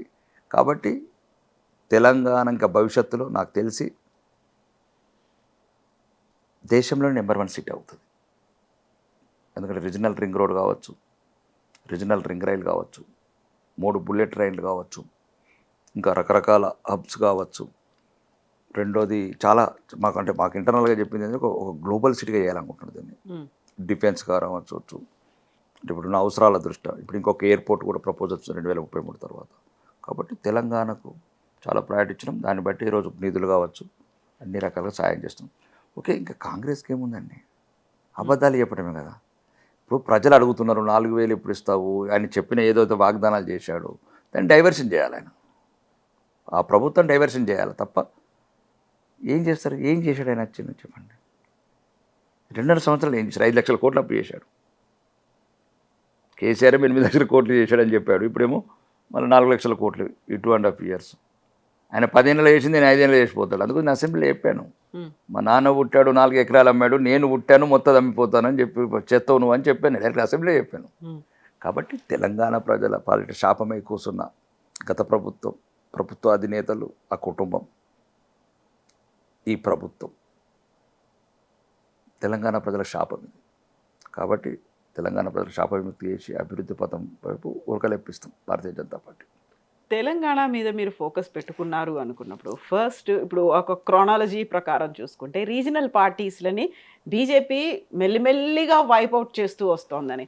ఇక్కడ కర్ణాటకలో లేదు, దేవగౌడను ఓన్లీ రాజ్యసభకు పరిమితం చేశారు, కుమారస్వామిని ఏదో కేంద్ర మంత్రిగా పెట్టుకున్నారు, ఇంకా అక్కడ ఆ పార్టీ లేకుండా పోయింది. మహారాష్ట్రలో ఉన్నటువంటి 2 పార్టీలు 3 ముక్కలు చేసి పెట్టింది. ఆ తర్వాత వెస్ట్ బెంగాల్లో కంప్లీట్గా వైపౌట్ అయిపోయింది, టీఎంసీ అనేది లేకుండా. ఈవెన్ అక్కడ ప్రభుత్వంలో 3 టర్మ్స్ ఉన్నప్పటికీ కూడా ఒడిశాలో కూడా అలాంటి పరిస్థితే. నెక్స్ట్ టార్గెట్ తెలంగాణ అని పెట్టుకున్నప్పుడు ఇక్కడ ఉన్నటువంటి ప్రాంతీయ పార్టీ బీఆర్ఎస్ని కూడా సేమ్ అదే మీ మంత్రం ప్రయోగించబోతున్నారు అనేది సెట్ చేయడం అన్నారే, ఆ సెట్టింగ్లో ఇది కూడా ఉంటుందా అని.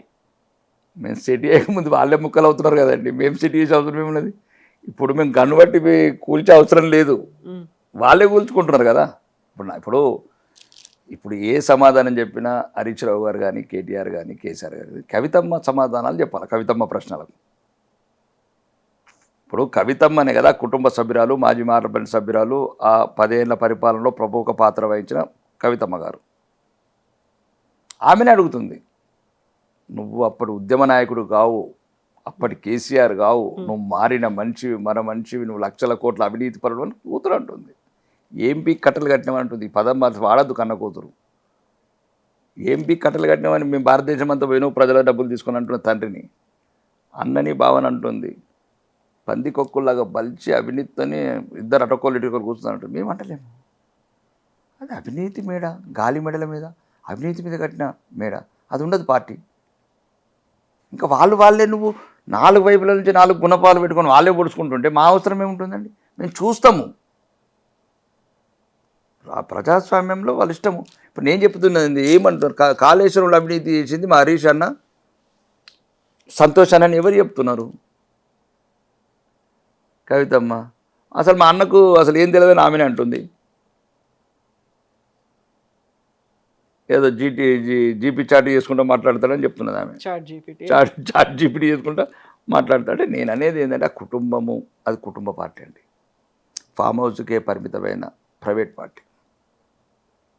తెలంగాణ ప్రజలు ఒక ఉద్యమకారుడుగా ఆ ఉద్యమాన్ని ఒక 14 సంవత్సరాలు ఉనికిలో ఉంచి ఆయనకు ఎంతవరకు చేయాలో అంతవరకు చేసింది కొంత, దానికి అంత 100 రెట్లు ఫలితం పొందారు ఆ కుటుంబం. తెలంగాణ ప్రజలు చాలా ఉదార స్వభావాలు, వాళ్ళు ఏమి ఇవ్వాలి అన్ని ఇచ్చారు. భారతదేశంలో ఏ కుటుంబంలో కూడా ఒకటేసారి 5 పదవులు అనుభవించలేదు. ఇది ఒకటే కుటుంబం వచ్చింది. నెహ్రూ తర్వాత గాంధీ తర్వాత నెహ్రూ తర్వాత ఇందిరా తర్వాత రాజు తర్వాత. కానీ భారతదేశంలో కరుణానిధి తర్వాత స్టాలిన్ ఇట్లా వచ్చారు. కానీ ఒక్కసారి 5 మొత్తం తెలంగాణ రాష్ట్రంలో పదవులు అనుభవించిన కుటుంబం. ఎన్నికల మనవాడితో కూడా భద్రాచలం తలంబరాలు మోపించిన, అంటే ప్రోటోకాల్, అది ప్రోటోకాల్, ఇది రాజరికం కాదు. అంటే మేము పిల్లల గురించి మాట్లాడలేదు, అంటే నేను అనేది ఏంటంటే మొత్తం రాజరిక పరిపాలన చేసిన ఈ రాష్ట్రాన్ని తెలంగాణ ప్రజలు విముక్తి చేశారు. ఇంకా పార్టీ అనేది ఫామ్ హౌస్కే పరిమితమయ్యే పార్టీ, దాన్ని పట్టించుకుంటలేము. మాకున్నదంతా గోలంతా తెలంగాణ ప్రజల ఆకాంక్ష, తెలంగాణ ప్రజల అభివృద్ధి, తెలంగాణ ప్రజల అభిమానం, తెలంగాణ ప్రజల ఆత్మగౌరవం. తెలంగాణ కోసమే ఏర్పడినటువంటి అప్పటి టీఆర్ఎస్, ఇప్పుడు ప్రస్తుతం బీఆర్ఎస్ పార్టీలు, అక్కడ నుంచి బయటకు వచ్చినటువంటి ఈటెల రాజేందర్ని బీజేపీ హక్కును చేర్చుకుంది. ఇప్పుడు కూడా ఒక కీలకమైనటువంటి బీఆర్ఎస్ లీడర్ని మీ వైపు తిప్పుకునే ప్రయత్నం చేస్తుంది. నయానో భయానో ఏదైనా పర్లేదు, దాన్ని ముక్కలు చేయాలి. మీకంటూ కూడా ఇక్కడ ఎవరున్నారు బీజేపీకి ఒక ఫేస్ అనేది? ఇప్పుడు అన్ని గ్రూపులు ఉన్నాయి కాబట్టి ఆ ఒక లీడర్ని తీసుకొచ్చుకొని మీరు పెట్టుకొని ప్రొజెక్ట్ చేసి ముందుకెళ్ళాలి అనేటువంటి ఒక ప్రయత్నం బీజేపీ చేస్తోంది అనేటువంటి ఒక విమర్శ మీ మీద ఉంది. విమర్శలు స్వీకరిస్తాము, దానికి తప్పేం లేదు. ఒకటి ఇప్పుడు మీరు అన్న దాంట్లో మా దాంట్లో ఇప్పుడు డీకే అరుణ గారు ఉన్నారు, సీనియర్ రాజకీయ నాయకురాలు, ఒక మంచి maturity all India vice president, ఇప్పుడు పార్లమెంట్ సభ్యురాలు, ఒక మంచి పరిణితి చెందిన నాయకురాలు, ఒక మహిళా నాయకురాలు. ఒకటి రఘునందన్ రావు గారు, అరవింద్ గారు, బండి సంజయ్ గారు, ఈటల రాజేందర్ గారు, లక్ష్మణ్జీ గారు, కిషన్ రెడ్డి గారు. ఇంకేం కావాలండి? ఇంత అనుభవము, ఇంత పరిణితి అంటే ఏం చేయాలా? చౌకబార్ మాటలు మాట్లాడాలా? రేవంత్ రెడ్డి లాగా, కేసీఆర్ లాగా రెండా ముండల మాటలు మాట్లాడాలా? ఏం కోరుకుంటున్నారు మీరు? తెలంగాణ సమాజానికి ఏం చెప్పాలనుకుంటున్నారు? లాగులో తొండ దొరకొడతాం, నీ అబ్బా పదాల ఏం చేసినారు? అవును, కిషన్ రెడ్డి గారు అన్నారు, ఏమైంది? లక్ష్మణ్ మంచి ఒక సీనియర్ రాజకీయ నాయకులు, జీవితమంతా ప్రజాసేవలు అంకితమైన వాళ్ళు. డీకే అరుణ గారు ఒక మహిళా నాయకురాలు, ఒక మంచి మెచ్యూరిటీ నాయకురాలు. ఎవరు లేరు మా దాంట్లో. అసలు మీరు ఏమనుకుంటారు? అందులో ఎవరు ఉన్నారు? కేసీఆర్ ఫామ్ హౌస్లకెళ్ళి బయట పడుకున్నోడే లేస్తలేడు ఇప్పటికి, భీష్ముల్లాగా అంపశయ మీద పడుకున్నాడు పెద్ద ఆయన. ఇంకెవరు ఉన్నారు? కవితమ్మ అయితే పలుకొట్టింది వెళ్ళింది. ఇక మొత్తం ఉన్న అన్నీ ఇంకా ఎన్ని ఉన్నాయో లెటర్లు, అవన్నీ ఒక్కొక్కటి ఇప్పుకుంటా పోతుంది పూడీలు. ఇంకెవరున్నారు చెప్పండి కదా? ఈ పార్టీలు ఎవరున్నారు అసలు? ఇప్పుడు నేను చెప్పిన అందరూ కూడా రేవంత్ ఎంత చెప్పండి అసలు? ఓకే, నేను ఏమంటలేను, గౌరవనీయ ముఖ్యమంత్రి అదృష్టవంతుడు. ఇప్పుడు ఏదో సినిమాలో యమలీల సినిమాలో ఆలి అని ఉంటాడు ఒక హీరో, వాడికి భవిష్యవాణి బుక్ దొరుకుతుంది. ఆయనకు భవిష్యవాణి బుక్ దొరికింది కొడంగల్ ఓడిపోగానే. ఇప్పుడు కొడంగల్లో ఓడిపోయిన వ్యక్తి, మొన్న కూడా కామారెడ్డిలో ఓడగొట్టినాం మేము, భారతీయ జనతా పార్టీ ఇద్దరిని ఓడగొట్టినాం. రేవంత్ రెడ్డి గారిని ఓడగొట్టినాం, కేసీఆర్ గారిని ఓడగొట్టినాం. అది మా భారతీయ జనతా పార్టీ కార్యకర్తలు అట్లా ఉంటారు. అది మామూలు కార్యకర్తలు కాదు వాళ్ళు. మీరు గమనించండి, నేను చెప్పిన నిజాలా కాదా? కాబట్టి మా దాంట్లో నాయకత్వం లేదు. ఒకవేళ వేరే పార్టీలకి వెళ్ళి వచ్చినా స్వాగతిస్తాం. భారతీయ జనతా పార్టీ బలం కావాల్సిందే. ఏ పార్టీలకి వచ్చినా, కాంగ్రెస్కి వచ్చినా, బీఆర్ఎస్లోకి వచ్చినా, రాజకీయ నాయకులు ఒక వాళ్ళ మేధస్సును వాడుకుంటాం, వాళ్ళ అనుభవాన్ని వాడుకుంటాం. ఇప్పుడు ఎంతైనా సరే వాళ్ళకి ప్రజాక్షేత్రంలో అందరినీ కలుపుకుపోతారు, ముందుకు పోతారు, అంతేనా? ఒకటేనండి, ప్రజలకు మంచి జరగడానికి, ప్రజలకు మంచి జరుగుతుందంటే దేనికైనా సిద్ధం. దుర్మార్గుల చేతులతో వదలలేం కదండి. ఒక పిచ్చివాడి చేతిలో ఒక పసిపాపని పెట్టలేం. ఒక పిచ్చోడు ఇప్పుడు తెలంగాణని పిచ్చోళ్ళ చేతిలో పెట్టినట్లు పెట్టినాం. నెలాగుండ్రి పెన్షన్లు వేస్తా, నెలాగుండ్రి మహాలక్ష్మి ఇస్తా, నెలాగుండ్రి తులం బంగారం ఇస్తా, నెలాగుండ్రి నిరుద్యోగ భృతి ఇస్తా, నెలాగుండ్రి అదేంది ఆటో రిక్షాలకు ఇస్తా, నెలాగుండ్రి కౌలు రైతులకు ఇస్తా. ఇట్లా ఇన్ని అబద్ధాలండి. అంతకుముందు నాతనేమో 3 ఎకరాల భూమి ఇస్తా, డబుల్ బెడ్రూమ్లు ఇల్లు ఇస్తా, దళితుడిని ముఖ్యమంత్రి చేస్తా, కేజీ టు పీజీ విద్య ఇస్తా. ఇవన్నీ అబద్ధాలు కావా కవిత? వాళ్ళు అరువులేనా అసలు?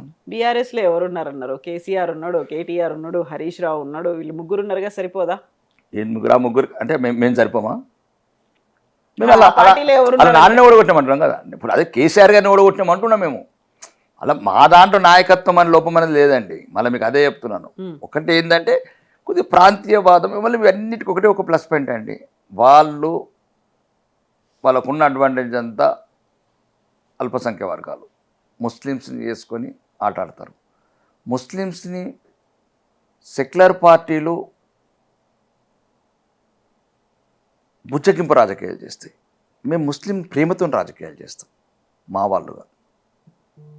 వాళ్ళుగా ఒకటే రెండే ఉంటాయి వాళ్ళకు బుచ్చగింపు రాజకీయాలు, మా ఏమో ప్రేమించే రాజకీయాలు. భారతీయ జనతా, లేకపోతే మేము భారతీయ హిందూ పార్టీనే పెట్టేవాళ్ళం. భారతీయ జనతా పార్టీని ఎందుకు పెడతాం? ఇది అందరి పార్టీ. మా భారత ప్రధానమంత్రి గారు అంటున్నారు, సబ్కా సాత్, సబ్కా విశ్వాస్, సబ్కా వికాస్, సబ్కా ప్రయాస్. విశ్వాస్ थोड़ा लेट होता होगा, एक ना एक दिन విశ్వాస్ హోతా. హిందూ ముస్లిం కలిసిపోతాం, భారతీయులాగా ఉంటాం. ఇప్పుడు వాళ్ళ మధ్యన రాహుల్ గాంధీ లాంటి వాళ్ళు, రేవంత్ రెడ్డి వంటి, ఇప్పుడు రేవంత్ రెడ్డికి అనే అవసరం ఏమున్నది? ఇప్పుడు నువ్వు సెక్యులర్ పార్టీ కదా, ఏమని ఏమంటారు, కాంగ్రెస్ అంటేనే ముస్లిమ్స్, ముస్లిమ్స్ అంటేనే కాంగ్రెస్. ఈ పదాలు ఎందుకు వాడుతున్నారు? అందరి పార్టీ అని చెప్పండి. లేదు మరి అది ముస్లిం పార్టీ అయినప్పుడు హిందువుల పార్టీ ఏంటో కూడా చెప్పండి. లేదు నేను రేవంతుద్దీన్ అవుతాను, ఎప్పుడు అక్బరుద్దీన్ అన్నాడా నేను ఆకాష్ రెడ్డి అయితే అని? ఎందుకు దిగజారుతున్నారు? రాజకీయాలల్లా ఎందుకు దిగజారుతున్నారు? ఏం తక్కువ చేసాం ఈ దేశానికి? అభివృద్ధిని చూడండి. యూపీఏ ఉన్నప్పుడు ఓన్లీ 1,57,000 కోట్లు, ఇన్ఫ్రాకు 43 లక్షల కోట్లు, 43 లక్షల కోట్లు ఇన్ఫ్రా. సుమారు మధ్యతరగతి అందరికి 12 లక్షల ఉద్యోగ వర్గాలకు 450 జిఎస్టీ ఇంప్రూవ్మెంట్, సుమారు 74 ఎయిర్పోర్ట్లు ఉంటే 165 ఎయిర్పోర్ట్లు. ఈ దేశాన్ని ఎగుమతులు కావచ్చు, దిగుమతులు తగ్గించాం, ఎగుమతులు పెంచాం, విదేశీ పెట్టుబడులను ఆకర్షించాం. ఈరోజు దేశంని కొద్దిగా ఇనుప కంచెలలో సురక్షితంగా ఉంచాము. ఆర్మీకి ఒక రకమైన సెల్ఫ్ సస్టైన్ చేస్తున్నాం ఈ దేశాన్ని. 78 స్కామ్లు, ఒక స్కామ్ చెప్పండి. యూపీఏ టైంలో 78 స్కామ్లు, ఆకాశంలో స్కాము, భూమిలో స్కాము, నీళ్ళ మీద స్కాము, ఎక్కడే లేదు, నీటిలో స్కామ్. కాబట్టి 12 ఏళ్ళు కుటుంబ పాలన లేని, కుంభకోణాలు లేని ప్రభుత్వం ఈరోజు భారతదేశంలో. 38 దేశాలల్లో ఈరోజు ఒక అవార్డు, బెస్ట్ అవార్డ్స్ అంటే మీనింగ్ ఆ దేశ అత్యున్నత పురస్కారం పొందిన ప్రధానమంత్రి దేశం. ఎన్ని రంగాలుగా దీన్ని నిజమైన భారతీయత, 1000 సంవత్సరాలతో నిజమైన భారతీయత నడుస్తుంది. ఎప్పుడైతే పృథ్వీరాజ్ చౌహాన్ చంపిన నాటి నుంచి అప్పటి నుంచి 1000 సంవత్సరాల తర్వాత నిజమైన ఒక హిందూ బిడ్డ భారతదేశాన్ని పరిపాలిస్తున్నాడు. కాబట్టి ఈ దేశం ఎప్పుడు సురక్షితంగా ఉంటుంది, అభివృద్ధి పథంలో ముందుకు తీసుకెళ్తుంది. కాబట్టి మేము అవన్నీ పట్టించుకో, అభివృద్ధి ఒక్కటే మాకు, అభివృద్ధి తప్ప మాకు అందులో ఇంకేం కానరాదు. తెలంగాణలో ఆ ఒక ఫేస్ చూపించి ముందుకు తీసుకెళ్ళాలి, ఈయన ప్రొజెక్ట్ చేసుకోవాలి అంటే ఆ ఎవరు ఉన్నారు అలా? కరెక్టే మీరు అన్న దాంట్లో. అది సరైన సమయంలో సరైన నిర్ణయం తీసుకుంటుంది కేంద్ర పార్టీ. అన్నిటికీ శ్రీచక్రం వేసేశారు. దానికి సమయము, సందర్భం. ఇప్పుడు ఫ్లైట్ ఢిల్లీ పోవాలంటే మనం బొంగనే ఫ్లైట్ వెళ్ళదు, దానికి సరైన టైం చూసి టేకప్ చేస్తారు, సరైన టైం చూసి ల్యాండింగ్ చేస్తారు. అన్నీ మీరు అనుకున్న దాంట్లో కరెక్టే, దాంట్లో అర్థం ఉంది. దానికి యుద్ధం సమీపించిన కొద్దీ ఒక రూపం ఇచ్చేస్తారు. ఏదైతే మీరు అన్న పదం ఏదైతే ఉందో, ఎవరైతే ఒక ఫేస్ ముందుండి నడిపించే నాయకుడు, అంటే అందరు నాయకులైనా ఒక ముందుండి నాయకుడికి, అది ఆల్రెడీ డిసైడ్ అయిపోయింది. వాళ్ళ కేంద్ర పార్టీలు అన్నీ వాళ్ళకి ఏదో మొత్తం ప్రోగ్రామింగ్, లెక్కలు, సమీకరణాలు ఇవన్నీ కూడా వేస్తున్నారా, బేరీజులు వేసుకుంటున్నారా? వాళ్ళకి ఏం తెలియదండి నరేంద్ర మోడీ గారికి, అమిత్ షా గారికి తెలంగాణ గురించి ఎందుకు తెలియదు? వాళ్ళకి యుద్ధం ఒకదాని తర్వాత ఒక విరామం లేని యుద్ధం చేస్తున్నారండి వాళ్ళ వయసులో. 76 సంవత్సరాల ఒక యువకుడు ఈ దేశంలో యుద్ధం చేస్తున్నాడు. 30 బహిరంగ సభలు, 12 రోడ్ షోలు పెట్టి నెక్స్ట్ డేని తెలంగాణ వచ్చాడు. తెలంగాణ నుంచి వచ్చి అమెరికా, అది ఏదో యూరోప్ పోయాడు. ఈ దేశంలో అంటే అప్పుడు ఏముంటాయండి, మొన్న అస్సాము టార్గెట్ ఒకటి, ఏదో తమిళనాడులో కొద్దిగా రిజల్ట్ తక్కువ చూపించినాం, ఇంకేంటి కేరళ మొదలుపెట్టినాం 3 సీట్లతో. అప్పుడు కూడా మాకు 3 అనేది లక్కీ నెంబర్, ఎందుకంటే బెంగాల్లో కూడా 3తోనే మొదలుపెట్టి క్లియర్ చేసినాం. కేరళ కూడా ప్రధానమంత్రి గారు అన్నారు నెక్స్ట్ 5 ఏళ్ళకు మేము కాంగ్రెస్ చేసి మాకు 3 అంటేనే అయిపోయింది. అంటే ఇక దాని తర్వాత ఇప్పుడు నెక్స్ట్ ఎలక్షన్స్ ఉన్నాయి, ఒక 5 రాష్ట్రాలు, గుజరాత్ కావచ్చు, యూపీ కావచ్చు, వీటి మీద ఫోకస్ ఉంటుంది. ఎందుకంటే 29 రాష్ట్రాల సమూహం అండి భారతదేశం. ఇప్పుడు పాపం ఇప్పుడు కాంగ్రెస్ ఉందంటే ఇంక అన్నీ అయిపోయి, కాంగ్రెస్ విముక్త భారత్, మా ప్రధాన ఉద్దేశమే కాంగ్రెస్ విముక్త భారత్ కవిత. ఇంక అన్నీ అయిపోయినాయి, ఇంకేంది. ఒకటి కాంగ్రెస్ విముక్త భారత్ కంటే కూడా ఇప్పుడు రీజనల్ పార్టీస్ విముక్త భారత్ చేయాలనేదే బీజేపీ ఎజెండా లాగా కనిపిస్తున్నట్టుంది. అంటే అది ఒకందుకు మరి అది ఏం చేస్తుందో కానీ నాకైతే వ్యక్తిగతంగా అది కరెక్టే అనిపిస్తుంది. వద్దా రీజనల్ పార్టీస్ ఉండాలి, కానీ వీళ్ళకు ప్రాంతీయ పోకడలు ఎక్కువ అవుతున్నాయి. వీళ్ళకి చరిత్ర తెలియదు, కుటుంబ పిచ్చి బాగుంటుంది అంటే నా వ్యక్తిగత అభిప్రాయం చెప్తుంది. ఎందుకంటే వీళ్ళకి తెలియాల్సింది ఏంటంటే, అంటే దేశాన్ని ఎట్లా నాశనం చేసినారంటే ఇట్లాంటి అంటే అప్పట్లో అది పెద్ద చరిత్రగా సింపుల్గా చెప్తాను. ఇంకా చరిత్ర అంటే మళ్ళీ చాణక్యుడి దగ్గరకు పడుతుంది. చాణక్యుడు అంబాలుడి దగ్గరికి వెళ్ళి ఎట్లా చేసినారు, రాజులు కొట్లాడి ఎట్లా ఈ దేశాన్ని విభజించారు, అలెగ్జాండర్ ఎట్లా వచ్చినారు, ఇదంతా ఒక సబ్జెక్ట్. అది పక్కన పెడితే మనకు బ్రిటిష్ ప్రభుత్వం మన 1947లో అధికారం ఇచ్చేటప్పుడు, స్వాతంత్రం ఇచ్చేటప్పుడు 565 సంస్థానాలు, అది రాజ్యాలు. అంటే చూడండి, ప్రతి ఒక్కడు అడిగా ఇంగ్లీష్ వాడు వచ్చి ఒప్పుకున్నాడు, వాడు అక్బర్ గారు వచ్చి ఒప్పుకున్నాడు. ఎందుకంటే వీళ్ళకి అర్థం కాకుండా అయిపోయింది దేశం. ఇది ఒక విశాల భారతదేశము, ఒక హిందూ సామ్రాజ్యం మర్చిపోయినారు.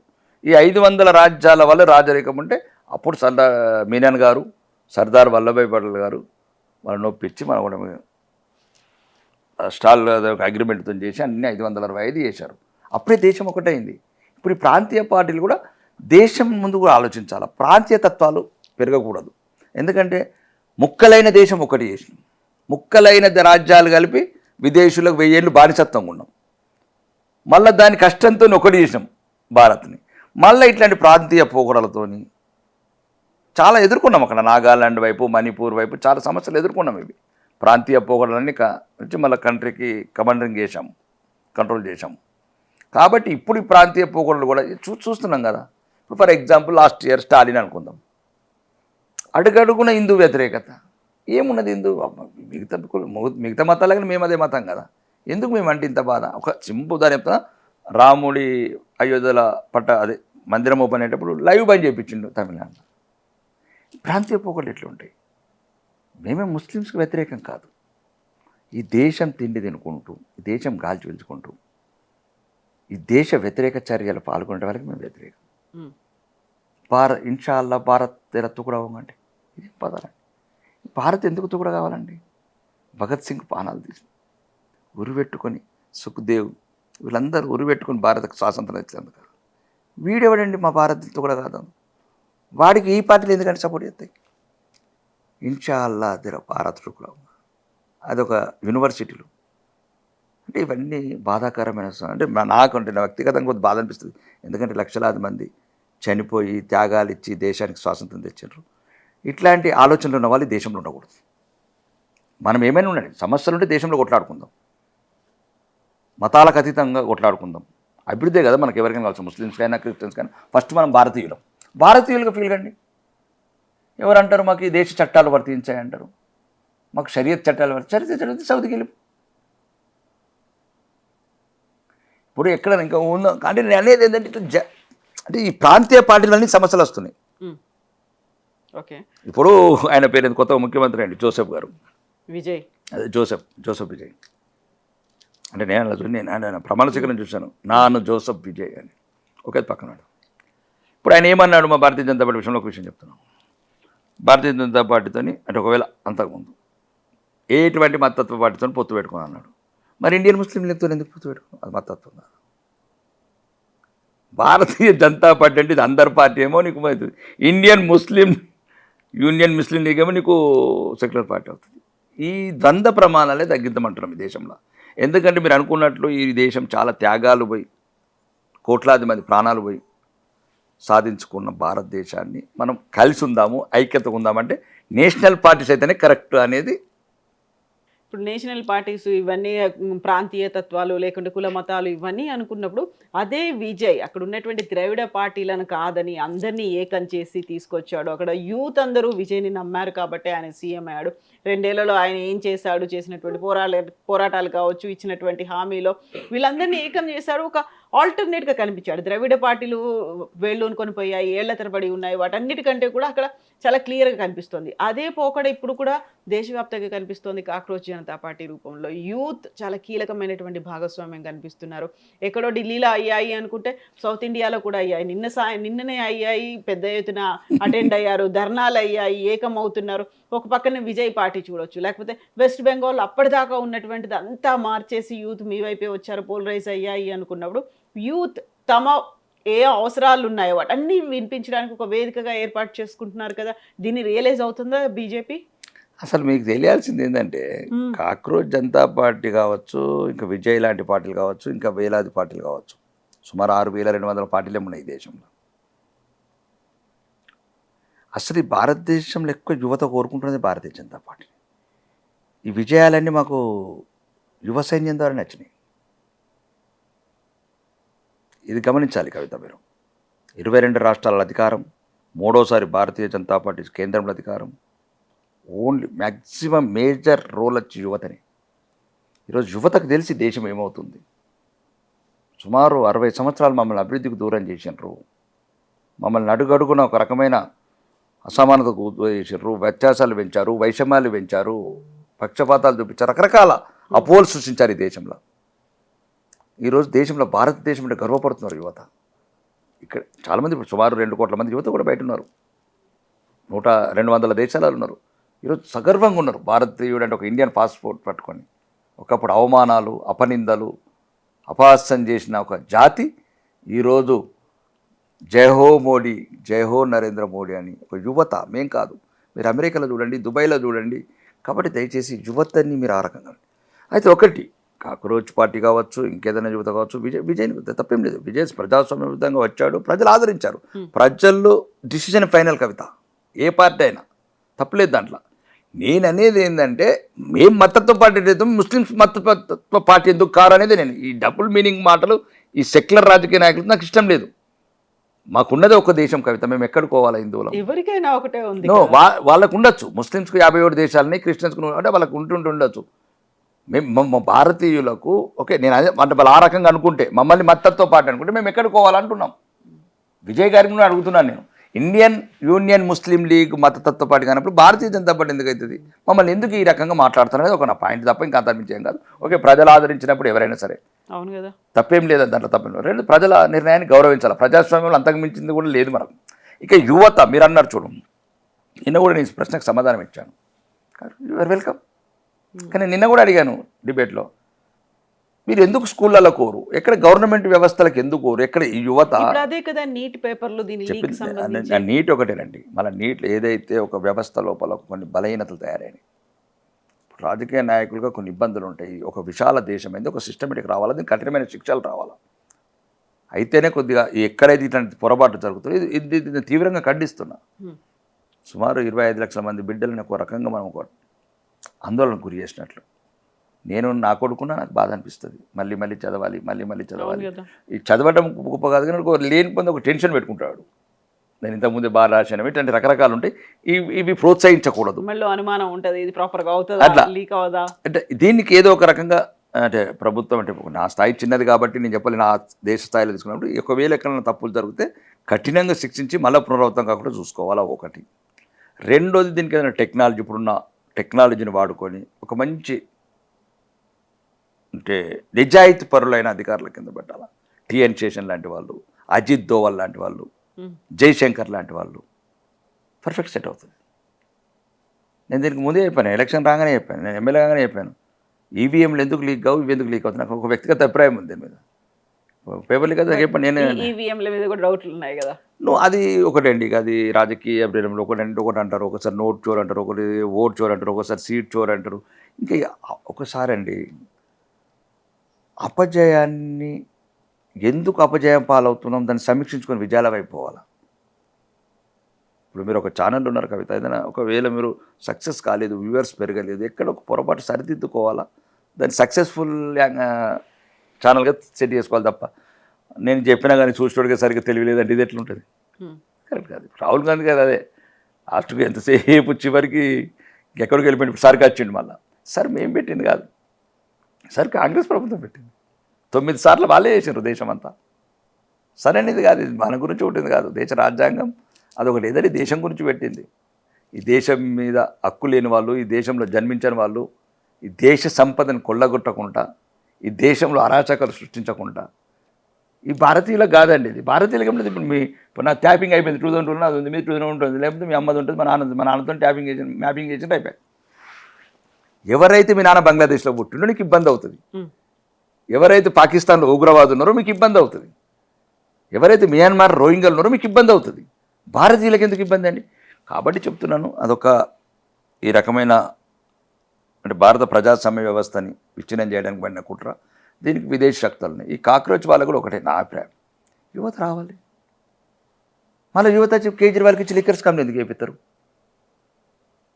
ఇప్పుడు నేను మొత్తం చూస్తున్నాను, ఇలా మ్యాక్సిమం ఆపు వాళ్ళే కనబడుతున్నారు ఎక్కడ చూసినప్పుడు. మా దగ్గర నేను చూస్తున్నాను, నాకు కూడా ఆపు వాళ్ళు చాలా మంది పరిచయం. ఈ అబ్బాయి కూడా, అభిజిత్ కూడా అందులో ఆప్లో వర్క్ చేసి వచ్చిన వాడే, కాకపోతే ఆప్తో అసోసియేట్ అభిజిత్ వచ్చడం తప్పు లేదు, ఇట్లాంటి ఉద్యమాలు చేయాలి యువత కూడా తప్పు.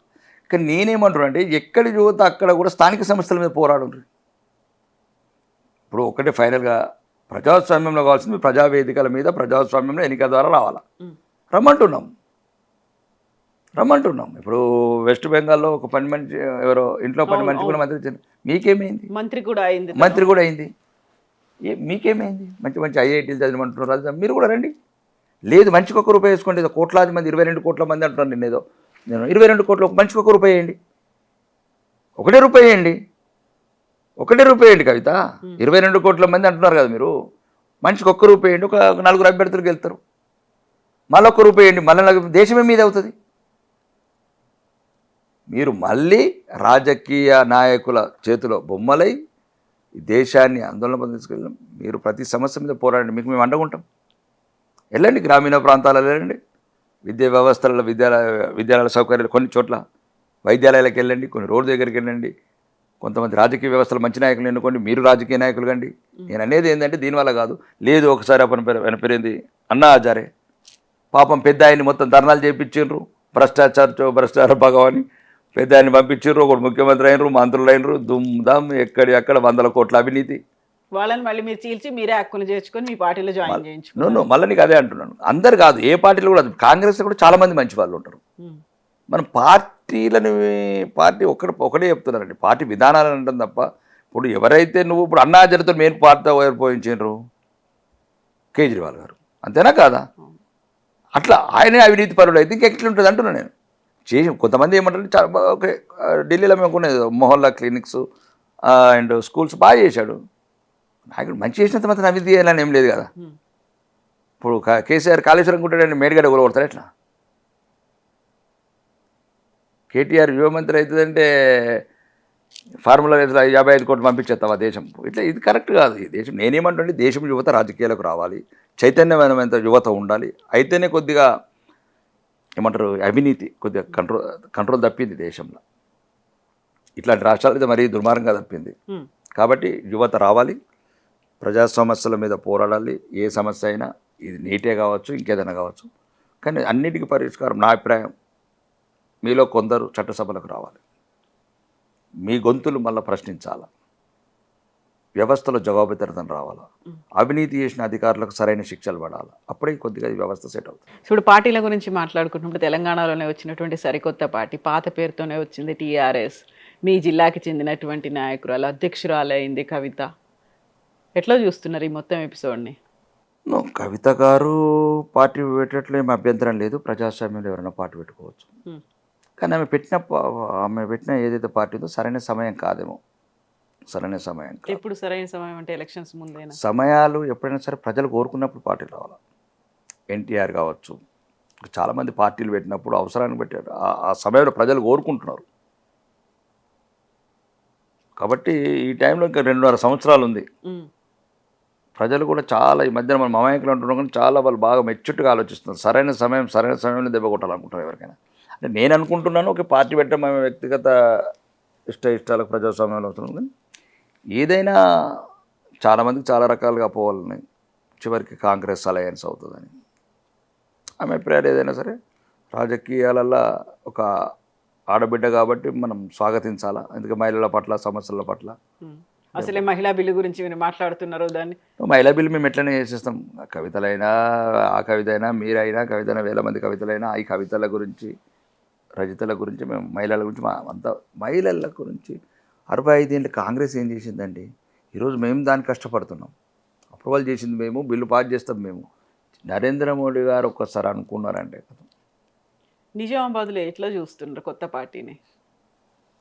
అక్కడ పెద్దగా ఇప్పటివరకు నాకు తెలిసినంత వరకు అయితే ఎవరు రాలేదు పార్టీలోకి. నిజామాబాద్ జిల్లాకు పెద్ద ఆమె అంటే ఓకే, కేసీఆర్ గారు కూతురుగానే ఆమె గెలిచారు, ఒకసారి ఓడారు.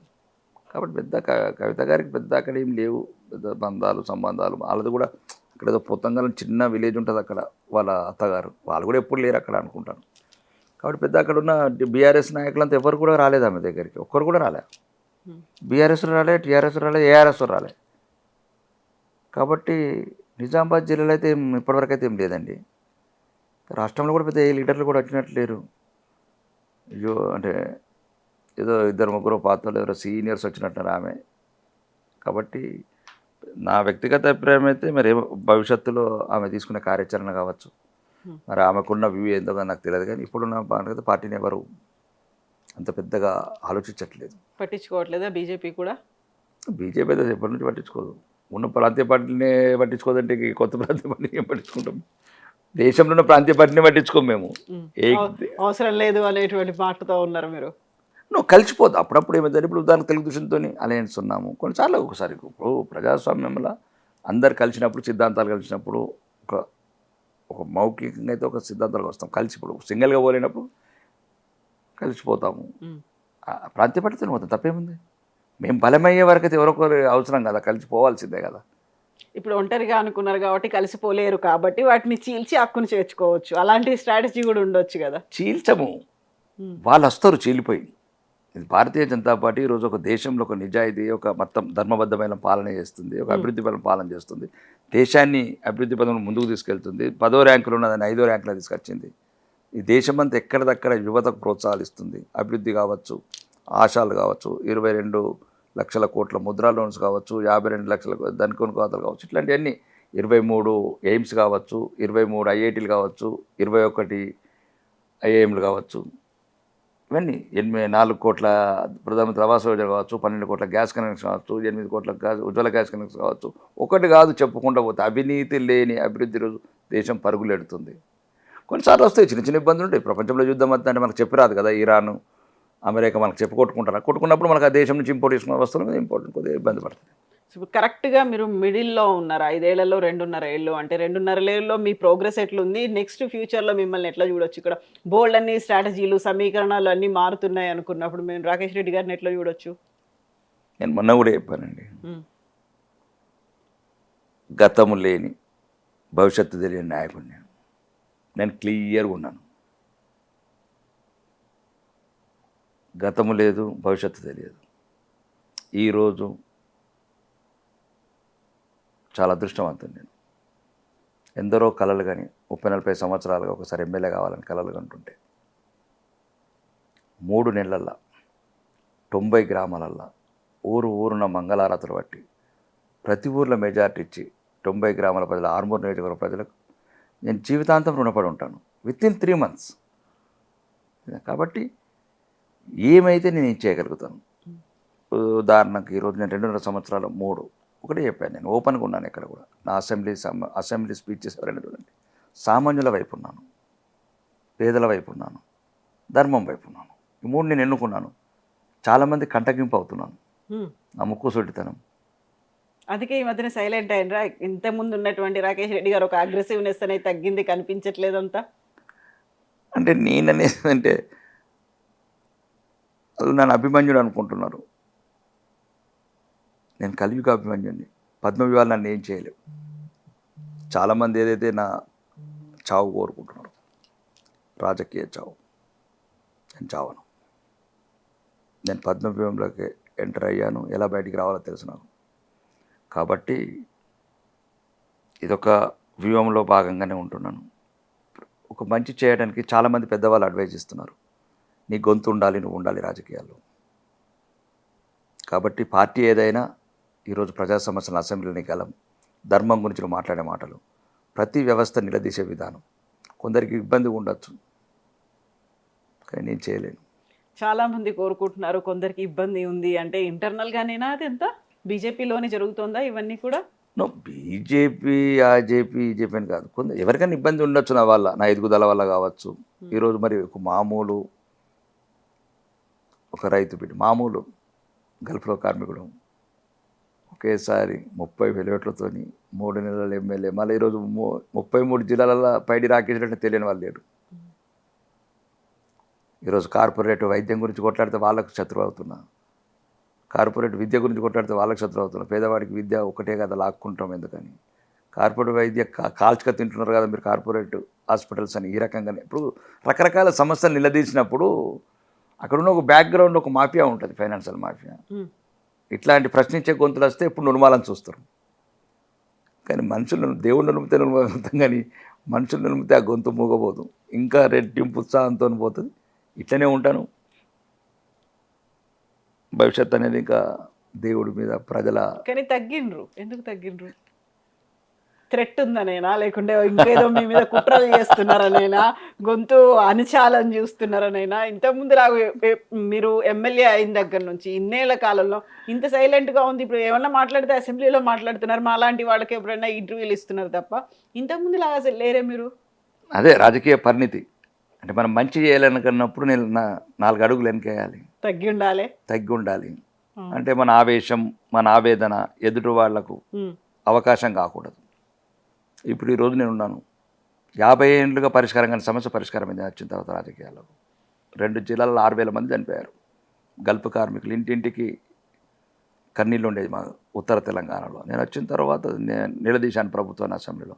గవర్నమెంట్ జీవో ఇచ్చింది, చనిపోయిన వాళ్ళకి 5 లక్షలు, పిల్లలకు 10% సీట్లు. ఇట్లా నా గొంతు ఉండాలి. విద్య గురించి కొట్లాడుతున్నాను, వైద్యం గురించి కొట్లాడుతున్నాను, అన్నిటి గురించి కొట్లాడుతున్నాను, పేదల గురించి కొట్లాడుతున్నాను, నిరుద్యోగుల గురించి కొట్లాడుతున్నాను. చాలా సమస్యలు నేనే లేవనెత్తుతున్నా. మీరు చూడండి, అంటే ఈ ఆవేశం ఎదుటి వాళ్లకు అవకాశంగా మలచకూడదనే దానివల్ల కొద్దిగా ఈ రకంగా ఏమన్నా అధిష్టానం చెప్పిందా కొంత తగ్గి ఉండమను, లేకుంటే నెక్స్ట్ మిమ్మల్ని కూడా అధ్యక్షుడు చేస్తే బాగుంటది అనే మాట మీ కార్యకర్తల దగ్గర నుంచి, మీ అభిమానుల దగ్గర నుంచి కూడా వస్తున్నట్టుంది? లేదు, అలా అని అంటే కోరుకుంటారండి. మనం కూడా మన స్థాయి కూడా మనం ఇప్పుడు, ఎందుకంటే నేను కొత్తగా వచ్చిన రాజకీయం. ఒక్కటి మాత్రం చెప్తాను, కార్యకర్తలు ఉంటానా, ఎమ్మెల్యేగా ఉంటానా, ఎంపీగా ఉంటానా, మంత్రిగా ఉంటానా అనేది కాదు, తెగించి కొట్లాడతాను. దేనికి వెనుగడ వేస్తుంది, దేనికి భయపడేది ఏం లేదు. ఒకటి ఈ రాష్ట్రంలో భారతీయ జనతా పార్టీ అధికారంలోకి రావాలి. దానికి ఎంతవరకైనా సిద్ధమే, ఎవరితోనైనా సిద్ధమే. నాకేందుకు వ్యక్తిగతం ఏం లేదండి, దేవుడు అన్ని ఇచ్చాడు.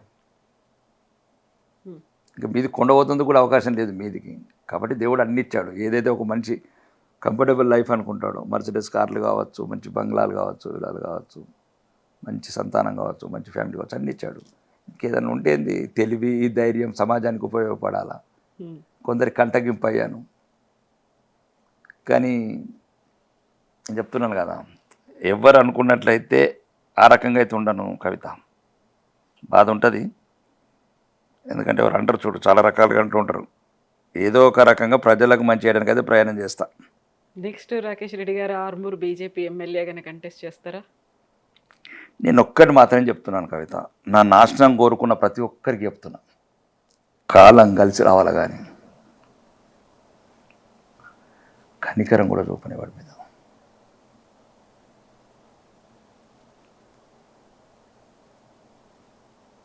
ఆర్మూరా, చార్మినారా, యాకుత్పురన, ఎక్కడైతే ఉంది పుట్టుకనే యుద్ధం, చావే విరామమైనప్పుడు దేనికైనా సిద్ధమే. కాబట్టి రాకేష్ రెడ్డి అదే చెప్తున్నాను కదా, గతము లేదు, భవిష్యత్తు లేదు, వర్తమానమే. ప్రజల ఆశీర్వాదం నన్నొద్దులు, దేవుడు ఆశీస్సులను నన్నొద్దులు. ఏది జరగాలో అదే జరుగుతుంది. గీతాన్ని ఫాలో అవుతాను, గీతాసారం ప్రకారం ముందు పోతాను. నా ధర్మం గురించి దేనికైనా తెగిస్తాను. ఇంత చెప్తున్నారంటే ఇంటర్నల్గానే రాకేష్ రెడ్డి గారి మీదే చాలా ఉంది. ఏదో ఒక మూమెంట్ అనేది వస్తుంది, అప్పుడు ఇలా బ్రహ్మాండం బద్దలైంది అన్నట్టుగా ఒక్కసారిగా బర్స్ట్ అయ్యేటువంటి సిచ్యువేషన్ ఏదో కనిపిస్తుంది. ఇంటర్నల్గా బోల్డ్ అంతా మదన పడుతున్నారు, చాలా సైకలాజికల్గా కూడా మీకు ఆ ఇంపాక్ట్ అనేది కనిపిస్తుంది. అంత ఏం చూపించింది మీ మీద అసలు? ఎందుకని మీ మీద ఇలాంటి ఒక ప్రభావం, ఒక ప్రెషర్ అనేది అప్లై అయింది ఇంతలా? ప్రెషర్ ఏముంటుందండి, ప్రెషర్ ఒకటే, వ్యవస్థలో ఉన్న లోపాలు. ఇప్పుడు వ్యవస్థ అంటే ఎప్పుడంటే పార్టీ అని కాకుండా కూడా ఇక్కడ మంచి చేస్తేనే నేరం, నిజాయితీగా ఉంటే నేరం.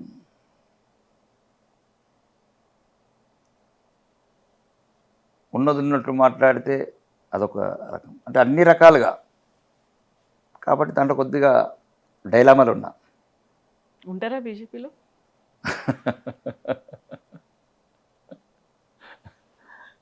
బీజేపీ నా తల్లి అండి, బీజేపీ నా తల్లి. నాకు తల్లి లేదు, నా తల్లి బీజేపీ. ఆ కమలమే నన్ను ఇంత గౌరవప్రదమైన ఈరోజు మీరు ఇంటర్వ్యూ చేయడానికి, ఈరోజు తెలంగాణ వ్యాప్తంగా పైడి రాకేష్ రెడ్డి ఒక ఫైర్ బ్రాండ్ అని ఏమొచ్చిందంటే నా తల్లి కారణం. నాకు నిజంగా కూడా తల్లి లేదు, నేను పుట్టిన 1 ఇయర్గా చనిపోయింది. నా తల్లి బీజేపీ. నా తల్లి రుణం తీసుకుంటాను ఇప్పటికీ, ఎందుకంటే ఇది నా గెలుపు కాదు, నా తల్లి గెలుపు. 3 నెలల బిడ్డని 30,000 ఓట్లతో గెలిపించింది ఆ కమలం. కాబట్టి చూద్దాం భవిష్యత్తు. లోపలేదో ఇలా బర్స్ట్ అవుతున్నట్టు ఉంది, దాన్ని కొంచెం అణుచుకుంటున్నట్టున్నారు. ఒక్కసారి ఎప్పుడో ఒకసారి ఇట్లా పేలిపోయినట్టుగా ఒక సిచ్యువేషన్, అది ఎలక్షన్స్ ముందే బయటపడుతుందా? ఇప్పుడు అయితే కొంచెం ఏదైనా అసమ్మతి ఉందో, మీకు అసంతృప్తి ఉందో, దాన్ని ఏమైనా పాసిఫై చేసి ముందుకు తీసుకెళ్లడం, కూర్చోబెట్టి మాట్లాడడం, ఇట్లాంటివన్నీ ఉంటాయి కదా. అదే కరెక్ట్గా ఎలక్షన్స్ టైం అయింది అనుకోండి, అప్పుడు అది నెగిటివ్ ఇంపాక్ట్ ఇవన్నీ కూడా చూపించవచ్చు కదా. నెగిటివ్ పాజిటివ్లతో నేను లైఫ్ని లీడ్ చేయలేవు కవిత. దారి ఒకసారి ఆయుధం పట్టిన తర్వాత తన వాడేవాడు పరాయవాడు యుద్ధం చేయలేవు. యుద్ధం అంటూ మొదలు పెడితే కరవాలని తీసినామంటే రక్తం చూడాల్సింది. ఎవడు నావాడు ఎవడు నీవాడు ఉండడు రాజకీయ క్షేత్రంలో. కృష్ణుడు గీతాసారమే అది. అర్జునుడు యుద్ధం చేయమంటే ఒకటే చెప్పిండు, అర్జున నువ్వెంతమంది ఉన్నా అధర్మం వైపు ఎవడు ఉంటే వన్ లేపే అన్నాడు. ఒకసారి కరవాలని తీసినాం. అది ప్రజాస్వామ్యయుతంగా చెప్తున్నాను అంటే చెప్పటం మీకు కొద్దిగా కరెక్ట్ క్లిక్ అవుతుంది మీ వ్యూవర్స్కి అని చెప్తున్నాను. చాలామంది రాజులు కత్తి తీసిన తర్వాత దాని రక్తం టచ్ చేసి మళ్ళీ లోపల పెట్టేవాళ్ళు. ఇంకా నా జీవితం ఇంకా బయటికి కరవాలని తీశాను. ఇది ఆ కరవాలం ఎవరి మీద పెట్టిండ్రు? రాష్ట్ర అధ్యక్షుడి మీద గురి చేసి నేను చాలా మీరు మా పార్టీలో చాలామంది నన్ను మొత్తం మా పార్టీలో 8 మంది ఎంపీలు 8 మంది ఎంపీలు చాలా లైక్ చేస్తారు. నాకు అట్లాంటివి లేవండి. నాకు అంత పదవి వ్యామోహం కూడా లేదు. ఏదో చెయ్యాలని ఉంది పేదలకు, ఏదో చెయ్యాలి సామాన్యులకు. ఇప్పుడు మొన్న ఊరు వెళ్ళాను బస్ యాత్రలో, మల్లాపూర్ పక్కన ఏదో ఉంది ఖానాపూర్ ఏదో విలేజ్ ఖానాపూర్. ఒక రైతు అంటున్నాడు 40-50 రోజులైందయ్యా అన్నీ అవేంటారు మొలకలు వచ్చినాయి,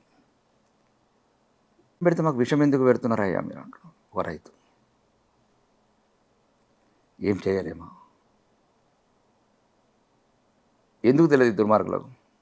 పంట వేసినాడే ఎన్ని ఎకరాలు వేసిండ్రు అంటే ఏదైనా ప్రభుత్వంలో ఎవడైనా 70 లక్షలు. ఎందుకంటే ఇప్పుడు కేంద్రం సంబంధం లేదండి. ఇప్పుడు రాష్ట్రంలో ఉన్న 18 రాష్ట్రంలో ఉన్నాయండి. పక్కింటోటి సమస్య కేంద్రం బాధ్యత ఉన్నది పక్కన పెట్టండి. కొంటామన్నది మనం కొందాము. ఎన్నో పథకాలు చేస్తున్నాం అంటే ఏం చేయలేము. ఇప్పుడు ఉదాహరణకు ఒక స్కూళ్ళలో పోతుంది బాత్రూమ్స్ ఉంటాయి, కోపం వస్తుంది. అదే అసెంబ్లీలో అప్పుడు మైక్ ఊగిపోతుంది. 15 సంవత్సరాల అమ్మాయికి బాత్రూమ్ ఎందుకు ఉంటుంది అని కోపం వస్తుంది. దీనికి అడ్జస్ట్ కాలేకపోతున్నా. ఎక్కడో ఒక పొర అంటే నేను మంచోన్నా అని నాకు అనిపించట్లేదు, వాళ్ళే మంచోళ్ళు అనిపిస్తుంది. అంటే ఆ ఎమోషన్స్ దాటింటారు, నేను దాటలేకపోతున్నాను. ఇప్పుడు సింపుల్ నేను చెప్పాను, పోయిన సంవత్సరం నేను 2 సంవత్సరాలు ఇచ్చాను, ప్రజెంటేషన్ ఇచ్చాను. అసలు ఈ వరి ఎంత పెడుతున్నాం, ఎన్ని ఎకరాలు పెడుతున్నాం, ఎంత పంట వస్తుంది, ఈ 540 మండలాల్లో మనం ఎన్ని వెహికల్స్ అరేంజ్ చేయాలా, గన్ని బ్యాగులు 3 నెలల ముందు ఎట్లా రావాలా, రైతుని ఎందుకు అంటే ఒక్కొక్క సబ్జెక్ట్ మీద నాకు ఒక నిరుద్యోగం, నేను నిరుద్యోగుల మీద క్లియర్గా ఉన్నా. ఇంకా 1,00,000 కోట్లు అప్పు చేద్దాం, 2 లక్షల మందికి ఉద్యోగాలు ఇచ్చేద్దాం. యువ తెలంగాణ కానీ ఎవరి గురించి వచ్చిన వాళ్ళు, ఫ్యూచర్ సిటీ గురించి వచ్చిన శ్రీకాంత్ చారి చెప్పండి. ఫ్యూచర్ సిటీ గురించి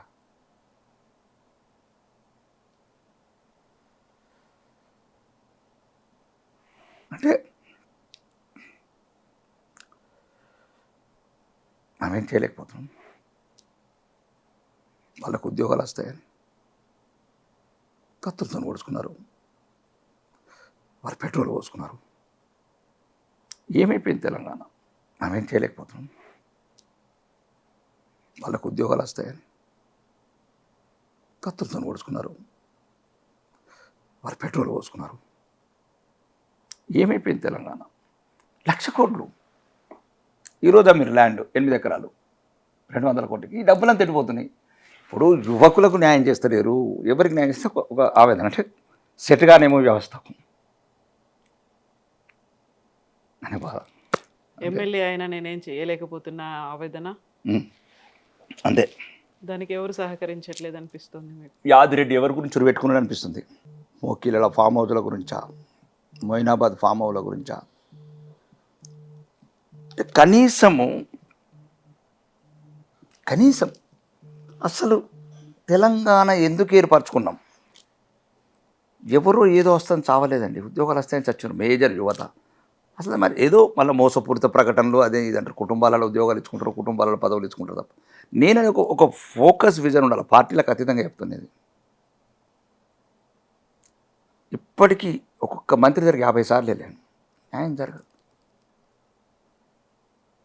మీరు కావాలంటే వీడియోలు చూడండి, అసెంబ్లీ చెప్పిన సిగరెట్ తిరిగి తిరిగి తిరిగి తిరిగి కాళ్ళు నొప్పి పెడుతున్నాయి. ఏం కాదు, మార్చలేరా? ఒక ఎమ్మెల్యే అయ్యుండి మీరే ఆ మాట అంటున్నారు అంటే కాదా, జరగదా? ఏం జరుగుతుంది చెప్తున్నాం కదా. ఇప్పుడు పోతారు సింపుల్గా, ఎక్కువ దూరం వెళ్తాం జనరల్గా ఎక్కువ మట్టుకి పేదలు ఎక్కడెక్కడ ఉంటే అక్కడ చదువుతున్నారు. అది ఏమిటారు మిడ్ డే మీల్స్ ఉంటాయి, దానికి డబ్బులు రావంటారు. ఆ పిల్లలకు పెట్టేదే పల్చడి చారు, కారపు చారు, దానికి డబ్బులు ఇయ్యరు. వీళ్ళకి హెలికాప్టర్లకు మంత్రులకి అంటే కొన్ని ఒక డిఫరెంట్ ఉన్నది వ్యవస్థ. మీరు ఇప్పటిదాకా ఒక అగ్రెసివ్గా ఉండేవాళ్ళు, ఫైర్ బ్రాండ్గా ఉండేవాళ్ళు, మీలో ఒక బయటికి కనిపించినటువంటి ఈ కోణం ఇంత సెన్సిటివ్గా ఇట్లా ఉంటారా? అసలు ఇంత ఎమోషనల్ అవుతారా? I'm Singh you for the first time. ఇట్లా మీరు కనిపించడం వెరీ ఫస్ట్ టైం. కళ్ళలో ఆ చెమ్మ కూడా కనిపిస్తున్నట్టుంది. ఎందుకట్లా? నేనేమంటున్నానంటే ఏం చేయలేకపోతున్నాం, ఏం చేయలేమేమో, ఇంకా మోసం చేసుకుంటే ఎందుకు ఉండాలి ఈ వ్యవస్థలో. ఇప్పుడు మీరు ఒక బాధ్యతమైన పదవి ఉన్నప్పుడు ఏం చేయలేకపోతున్నాం. ఒక్కొక్క మంత్రి దగ్గరికి 25 సార్లు తిరిగాను 2.5 years నుంచి. ఫైనాన్స్ మంత్రి దగ్గర 50 సార్లు తిరిగాను. సీతక్క దగ్గరికి 30 సార్లు తిరిగాను. సింగిల్ రూపీ కేంద్రం ఇవ్వట్లేదు అనేదే కదా అది వాదన. వేరే సబ్జెక్ట్ అండి. నా బడ్జెట్ అడుగుతున్నా. నేను ఆర్మూర్ శాసనసభ్యుడిని. వ్యక్తిగతం పక్కన పెట్టి సమస్యలు కూడా ఎందుకు ఫ్యూచర్ సిటీ అసెంబ్లీ అండి. మీ రియల్ ఎస్టేట్ల గురించి విద్యార్థులకు ఉద్యోగాలు లేవు. ఒక గ్రామీణ ప్రాంతాలలో మౌలిక వస్తుంది. గ్రామ పంచాయతీలు లేవు, ఏమంటారు సబ్ హెల్త్ సెంటర్స్ లేవు, మహిళా భవనాలు ఈ మధ్యలో కడుతున్నారు. అడుగడుగున అవినీతి చూస్తున్నాం కదా. 100 కోట్లు ఒక్కొక్కడు ఓపెన్ చేస్తే 100 కోట్లు, 2000 కోట్లు, 500 కోట్లు. ఇదే యువతనేమో 5 రూపాయలకు అదేదో ఈ మధ్య నిద్ర మా పేరు మార్చారు, మహాలక్ష్మి ఏమంటుంది ఎంసీహెచ్ పెడుతుంది కదండి, ఆ 5 రూపీస్ మిల్స్, అన్నపూర్ణ మిల్స్. వీడికేమో 100 కోట్ల అవినీతి, వీడికి 5 రూపాయల మిల్స్. చదువుకున్నవాడు, పీజీలు చేసినవాడు, దీన్ని ఎట్లా బ్యాలెన్స్ చేయలేకపోతే కొద్ది గొప్ప చేయొచ్చు కదా. ఇప్పుడు భవిష్యత్ తరాలకు మనకి రావాల్సిన ల్యాండ్స్ ఉన్నాయి, అమ్ముకుంటున్నాం 100 కోట్లు. మరి ఆ డబ్బాను యువతకు కేటాయిస్తాం. అది భవిష్యత్ తరాలు వస్తాయి కదా. 1956 నుంచి ప్రతి ముఖ్యమంత్రి అట్లా అనుకుంటే ఇప్పుడు భూములు ఉండేవి కావు కదా. కాబట్టి మొత్తం ఒక రకంగా భూమరమైంది వ్యవస్థ. నాకు తెలిసి అంటే వాళ్ళే కరెక్ట్, నేను కరెక్ట్ గాను. సెట్ చేయాలంటే ఏం చేయాలంటారు? ఏం జరగాలి? సెట్ చేయాలంటే ఏమవుతుంది, ఆ సెట్ చేసేటోళ్ళు చేయాలా పెద్దవాళ్ళు. ఇప్పుడు ఎవరైనా అంటే రాష్ట్రం వరకు చెప్తున్నాను, ఈ రాష్ట్రంలో ఎవరైనా సరే చెడ్డ వాళ్ళని కాదు, కానీ ఎక్కడ వీళ్ళ విజన్ ఎవరిస్తున్నారు? అవినీతి అధికారులు. ఏ ప్రభుత్వం వాళ్ళే ఉంటారు. బీజేపీ వస్తే ఇదంతా సెట్ అయిపోతుంది. మొత్తం కాకపోవచ్చు, కొంత మార్చచ్చు. అంటే మళ్ళీ నేను పార్టీలకు అతీతంగానే చెప్తాను తప్ప నేనేదో మీదికెళ్ళి చంద్రుడిని తీసుకొస్తానని చెప్పట్లేదు. ఇప్పుడు మీరే చెప్పండి, ఈ 1200 మంది ఎందుకు తెచ్చారు తెలంగాణ కోసం? తెలంగాణ వస్తే మెయిన్ ఎవరు చనిపోయింది, ఎవరు మేజర్ ఎవరు చెప్పండి? బడుగు బలహీన వర్గాలు, యువకులు ఎక్కువ, యూత్ ఎక్కువ. నేను ఇంకా వేరే సబ్జెక్టులకు పోవట్లేను. ఉచిత బస్సు వస్తాయని చావలేదు, ఉద్యోగాలు వస్తాయని సచ్చిండ్రు. అవును, ఒకవేళ మీరు ఇవ్వాలనుకుంటే మహిళలకు ఉచిత విద్య ఇవ్వండి కార్పొరేట్ హాస్పిటల్లో, ఉచిత వైద్యం ఇవ్వండి కార్పొరేట్ హాస్పిటల్లో. ఒకవేళ మీకు మహిళల మీద ఇంత ఇంపార్టెంట్ ఉంటే 10 రూపాయలు ఉచిత బస్సు ఎందుకు ఎక్కిస్తారు వాళ్ళని? ఇప్పుడు మీకు మహిళలే ఇంపార్టెంట్ అనుకున్నప్పుడు ఆ మహిళలకు మంచి కార్పొరేట్ వైద్యం ఇవ్వండి. అదేమంటారు యశోదనో అపోలో ఉన్నాయి అనుకుంటే అలా ఫ్రీ ఇవ్వండి మహిళలకు. అంటే నేను అనేది ఏంటంటే చౌకబారు, మోసపూరితం. ప్రజలు కూడా దానికే కొద్దిగా ఇక మనం చెప్పలేము, అంటే ఒక రకమైన విషయాల మనం ఏదో పెద్ద మంచి వాళ్ళ కిందకి వస్తుంది. బట్ ఇవే హామీల్ని బీజేపీ కూడా ఇవ్వాలి కదా రాష్ట్రంలో ప్రభుత్వం ఏర్పాటు చేయాలంటే. అది నాకు మళ్ళీ నా పరిధిలో లేని అంశం. అది కేంద్ర పార్టీ, రాష్ట్ర పార్టీ తీసుకునే నిర్ణయాలు. అంటే నాకు వ్యక్తిగతంగా ఏమనిపిస్తుంది అంటే ఇప్పుడు ఒక బాధ అనిపిస్తుంది. 94,000 కోట్ల కాళేశ్వరం కట్టి 2 ఏళ్ళ నుంచి నీళ్ళు లేవు, 1,000 కోట్లు వడ్డీ కడతాం. ఒకటి 94,000 కోట్లు, నెలకు 6,000 కోట్ల వడ్డీ, చుక్క నీరు రాదు, కూలిపోతే ఎవరి మీద చర్యలు ఉన్నాయి. అవినీతి చేసిన ఇళ్ళల్లో, అధికారుల ఇళ్ళల్లో 1,000 కోట్లు దొరుకుతాయి. రాజకీయ నాయకుల ఆస్తులు విదేశీ బ్యాంకులలో ఉంటాయి. ఎలా ఈ అమాయక ప్రజలు ఎన్నో ఎట్లా చేస్తారు? మీరే 94,000 కోట్లు, నాట్ స్మాల్ మనీ. వీటి గురించి బీజేపీ పోరాడట్లేదా? బీజేపీ ఎంతవరకు ఉదాహరణకు ఇప్పుడు ఒక సింపుల్ చెప్తున్నాను. రైతు బంధు. రైతు బంధు స్కీమ్ అనేది ప్రభుత్వ నిర్ణయం, అది పక్కన పెట్టండి. పెట్టుబడి సాయం అంటే ఒక చూడాలి, దీని మీద యువత కాక్రోచ్ అనుకుంటా పార్కులలో కావద్దు, ఇది కూడా చూడాలి. జీవో నెంబర్ 239 అనుకుంటాను, మాకు అసెంబ్లీలో చర్చ జరిగింది. దాంట్లో క్లియర్గా ఉంది ఇది పెట్టుబడి సాయం మాత్రమే. అంటే పెట్టుబడి అంటే ఏంటి కవిత? రైతుకు ఎరువులు కావచ్చు, విత్తనాలు కావచ్చు, ఇంకేదైనా కావచ్చు, అది తప్పు పట్టట్లేదు. పెట్టుబడి సాయం అంటే వ్యవసాయం చేసినోడికి, పంట పండించినోడికి పెట్టుబడి సాయం. 27,000 కోట్లు పంట పండించినోడికి ఇచ్చిండ్రు. ఇవన్నిటి మీద పోరాటం చేయాల్సింది బీజేపీ ప్రధాన ప్రతిపక్షంగా అనుకున్నట్టు. నేను అనేది ప్రజల పక్షం ఉండాలి, నేను అనేది ప్రజలలో కూడా చైతన్యం రావాలా కవిత. 27,000 కోట్లు సినిమా స్టార్లకు, ఇండస్ట్రియలిస్టులకు, ఐటీ పేయర్స్కు, టీవీ ఛానళ్లకు, మొయినాబాద్లో ఉన్న ఫామ్ హౌస్లకు, మోకిలో ఉన్న ఫామ్ హౌస్లకు రైతు బంధు ఎట్టిస్తాడు చెప్పండి మీరు? 27,000 కోట్లండి. అసెంబ్లీలో చెప్పింది ప్రభుత్వం. ఉమ్మడి 10 జిల్లాలు, జిల్లాకు 2,500 కోట్లు, కాన్స్టిట్యున్సీకి 500 కోట్లు, ఊరుకు 5 కోట్లు కవిత, ఊరుకు 5 కోట్లు. సింపుల్, ఒకటే చెప్తున్నా, చిన్నది. అన్ని ప్రాబ్లమ్ సాల్వ్ అవుతాయి. డ్రైనేజ్ ప్రాబ్లం, సీసీ రోడ్ల ప్రాబ్లం, శ్మశానాల ప్రాబ్లం పోతుంది, గ్రామ పంచాయతీ ప్రాబ్లం పోతుంది, మహిళా శక్తి ప్రాబ్లం పోతుంది, సీసీ కెమెరాలు పోతాయి, స్ట్రీట్ లైట్ల ప్రాబ్లం పోతుంది. 5 కోట్లు ఈరోజు 5 లక్షలు ఇవ్వలేకుంటున్నాం తెలుసా. ఈ చేయాల్సినటువంటి పోరాటం, ఈ ఫోకస్ ని రాష్ట్ర బీజేపీ చెయ్యట్లేదా? కేంద్ర నాయకత్వం మీద ఆ డైరెక్షన్ చెయ్యట్లేదు. ఎందుకంటే మీరు ఏవైతే ఆలోచిస్తున్నారో ఇవి ప్రతి ఒక్క ఎమ్మెల్యేనో ఒక ఎంపీనో ఆలోచిస్తారు, ప్రజల కోసం అని చేయాల్సింది. డ్రైవ్ అనేది ఉండాలి. ఇప్పుడు ఏమంటారు అంటే, నేను అనేది ఏంటంటే, నాకు మళ్ళీ నేను అదంటే ఐఎమ్ అన్ఫిట్ ఫర్ పాలిటిక్స్. మిమ్మల్ని ఎమ్మెల్యేగా ఒకటి ఏం చెప్తున్నా అంటే, గౌరవనీయ ముఖ్యమంత్రి అసెంబ్లీ చెప్తారు 8,500 కోట్లు యాదాద్రి పవర్ ప్రాజెక్టులో అవినీతి అయిందంటారు. ఓన్లీ చర్యలు ఉన్నాయి, అసెంబ్లీలో చెప్తారు. మొన్న ఏదో ఒక చిన్న క్వారీల గురించి డిస్కషన్ అయితే హరీష్ రావు గారు బ్రదర్ ఉండి 100 కోట్లు ఆయన చెప్తారు సీఎం గారు. వల్ల నేను బయట చెప్తే వేరు రాజకీయ ప్రసంగం, అసెంబ్లీలో కానీ అందరూ ఒకటే. నేనేమంటున్నానంటే, నేను అంత పెద్ద డెప్త్గా పోవట్లేదు. ఇంకా చిన్న చిన్న కంట్రోల్ చేయండి, కొద్దిగా గ్రామీణ ప్రాంతాలు మంచి చేయండి, విద్యార్థులకు ఉద్యోగాలు ఇవ్వండి. 60 ఏళ్ళకి ఎక్స్టెన్షన్ ఎందుకు కవిత? వాడికి షుగరు, బీపీ, కండ్లు కాండ్రావు, వాళ్ళు కూడా అద్దంటారు. మాకు ఎక్స్టెన్షన్ అద్దం అంటున్నారు, 50 నుంచి మాకు అద్దంటారు. వాళ్ళు కూడా 35 సంవత్సరాలు సర్వీస్ చేస్తున్నారు కవిత. అంతో ఇంతో ఇల్లు, ఇంత పొలము, ఇంత బిడ్డలకు చదువులు, పెళ్ళిళ్ళు అన్నీ అయిపోతున్నాయి 35 ఏళ్ళల్లో. బద్దనంగా ఎక్స్టెన్షన్ చేస్తున్నారు. మరి ఎట్లా యువత? ఇప్పుడు షుగరు, బీపీ, వయసు ఉండదు, ఓపిక ఉండదు, ఆ టైంలో ఇంట్రెస్ట్ కూడా ఉండదు. అన్నీ సంపూర్ణంగా కూడినప్పుడు ఇంక ఇంట్రెస్ట్ కూడా ఉండవు కొన్ని.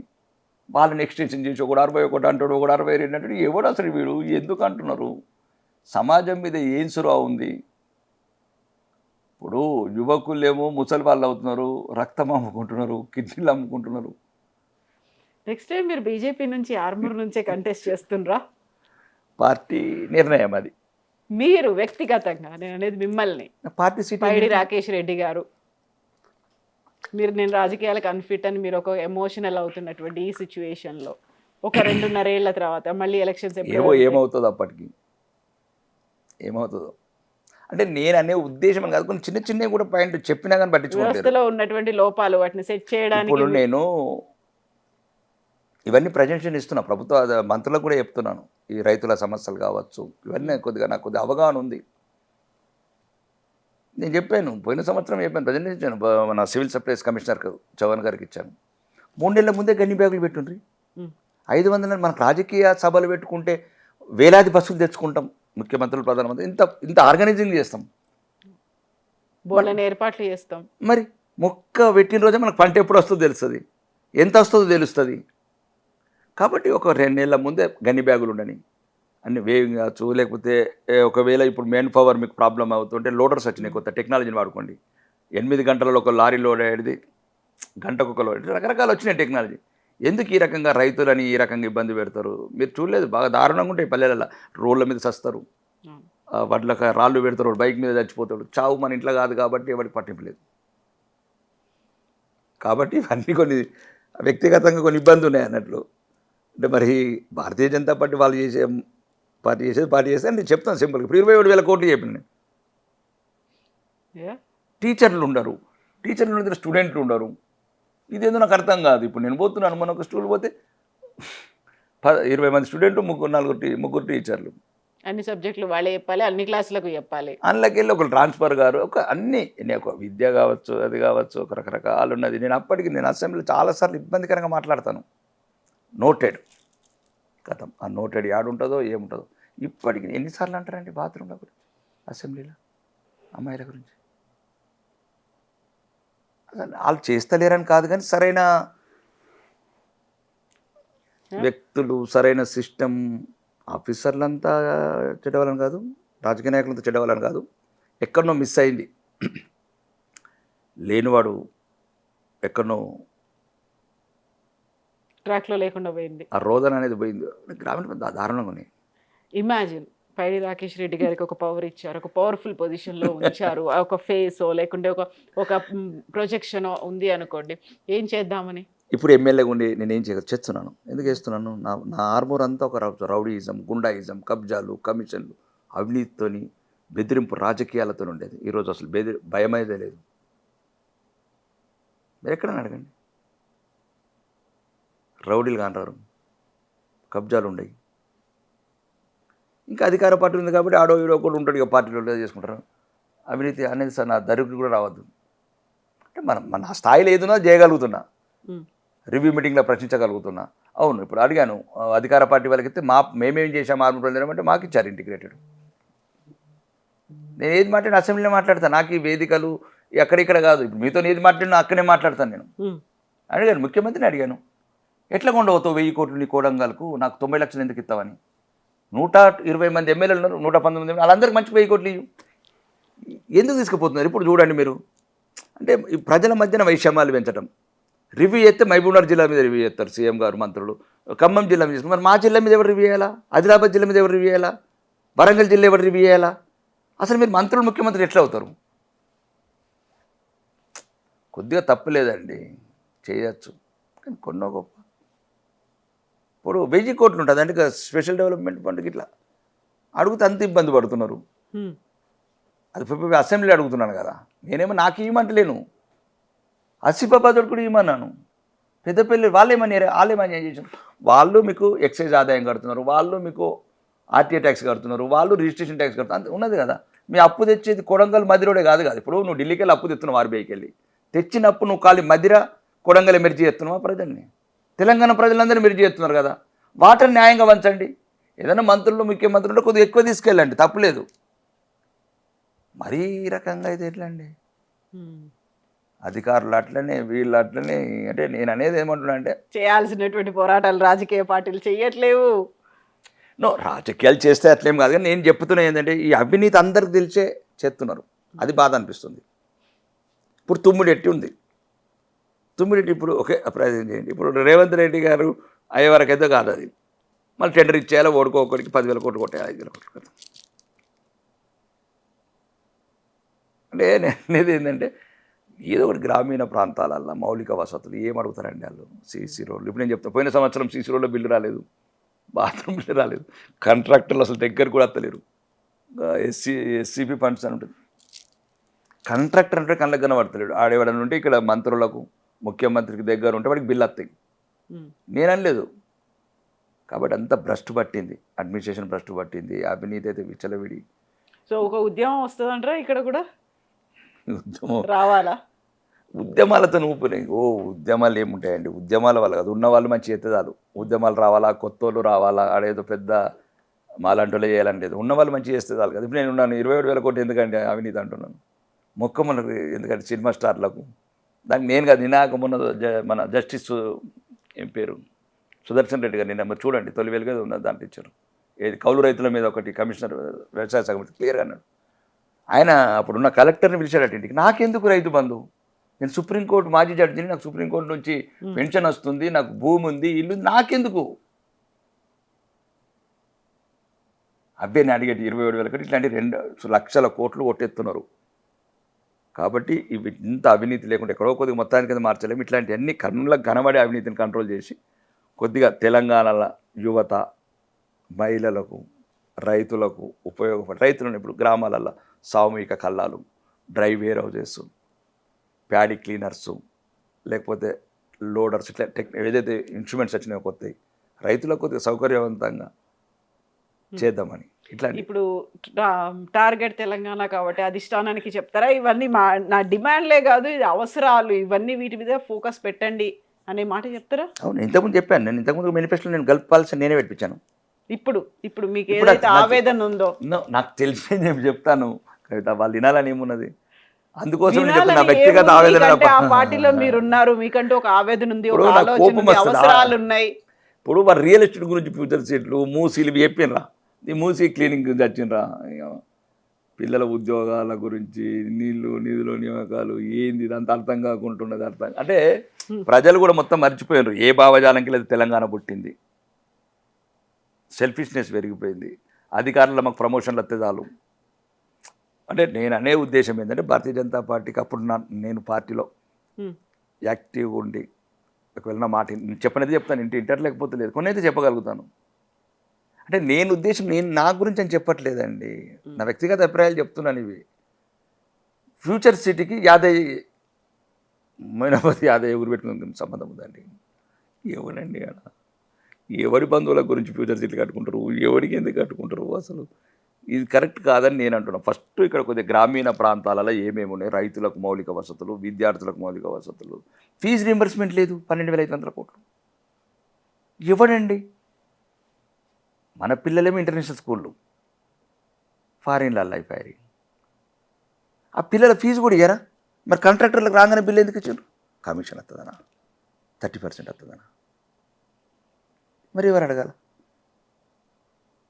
చెప్పండి? భూములు అమ్మితే ఎవరు అడగారు? వీడేమో 200 కోట్లు 300 కోట్లు రోజు. ఒక మేధావులు చాలామంది ఉన్నారు కదా సొసైటీలో, నేను కాదు కదా ప్రశ్నించే వాళ్ళు, మాజీ నక్సలైట్లు ఉన్నారు, విద్యార్థి కాక్రోచ్ వాళ్ళు ఉన్నారు. భూములు అమ్మే దగ్గర పోదాం, మరి ఏం కట్టాలా? ఉస్మానియా యూనివర్సిటీ ఎట్లా కట్టాలా? నిమ్స్ హాస్పిటల్ ఎక్కడ కట్టాలా? చెప్పండి. నువ్వే 200 కోట్లు చేస్తే భవిష్యత్తులో సామాన్యులకు కావాల్సిన విద్యాలయాలు, వైద్యాలయాలు, రీసెర్చ్ డెవలప్మెంట్ సెంటర్స్, పార్క్స్ ఎక్కడ కడతారు మీరు? ఎక్కడికి వెళ్ళి తీసుకొస్తావు? మళ్ళీ ఇందిరా పార్కులు కావచ్చు, కాసుబ్రహ్మణ్య పార్క్ ఎక్కడికి వెళ్ళి తీసుకొస్తారు? ఉన్న భూములను అమ్ముకుంటా పోతే, చెట్లన్నీ కొట్టేసి. ఇప్పుడు మీకు మంచి ల్యాండ్స్ అక్కడ జూబ్లీ, ఎక్కడైనా సరే భూములను కాపాడండి. ఒకవేళ వీళ్ళు అనుకున్నట్టు ముందు వాళ్ళు అనుకుంటే భూములు ఉండేటియా? నేను అట్లా కూడా నేను అసెంబ్లీలో ఇవి అమ్మి అయిపోయినాయి అనుకున్నారని చెప్పిన శ్రీధర్ బాబు గారికి.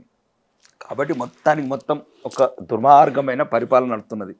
నేను చెప్పినవి కూడా అసెంబ్లీలో మాట్లాడేది తప్ప కొత్తగా ఏదో మీరు ఛానల్ ద్వారా అడుగుతున్నారు. కాకపోతే అక్కడ ఎప్పుడు ఇంత ఎమోషనల్గా మీరు కనిపించలేదు, ఈసారి ఎమోషనల్ అయిండ్రు మీరు. అవును, అగ్రెసివ్నెస్ నుంచి ఒక ట్రాన్స్ఫార్మ్ అయిపోయినరా, లేకుంటే మీ అంతటా మీరు కొంచెం సరెండర్ అయినట్లు? ఏం లేదా, దానికి అంటే ఒక్కోసారి కోపం వస్తుంది, ఒక్కోసారి ఆవేదన వస్తుంది. ఈ అమ్మాయి ఎవరి గురించి వీళ్ళు చచ్చిపోయినారు పిల్లలు, అప్పుడు కదా భగత్ సింగ్ దేశం గురించి చచ్చిపోతే దేశం విలువ ఎవరికి వెళ్తలేదు.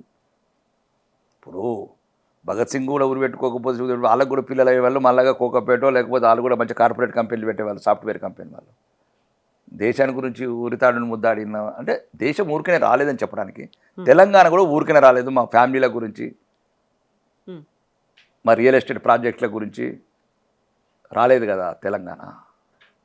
కొద్దిగా ఏదైతే ఉన్నదో చూడాలి కదా, అది కూడా చేసుడు తప్పని అంటలేను నేను కవిత, మేము కూడా చేస్తాం, చేయొచ్చు పెద్ద పదంగా, కానీ ఒక మూల సిద్ధాంతం అయితే ఉంటుంది కదా అట్లా. కాబట్టి ఏంటంటే ఈ గ్రామీణ ప్రాంతం మొత్తం ఇన్నే తిరుగుతాయి రాజకీయ నాయకుల ఆలోచనలన్నీ.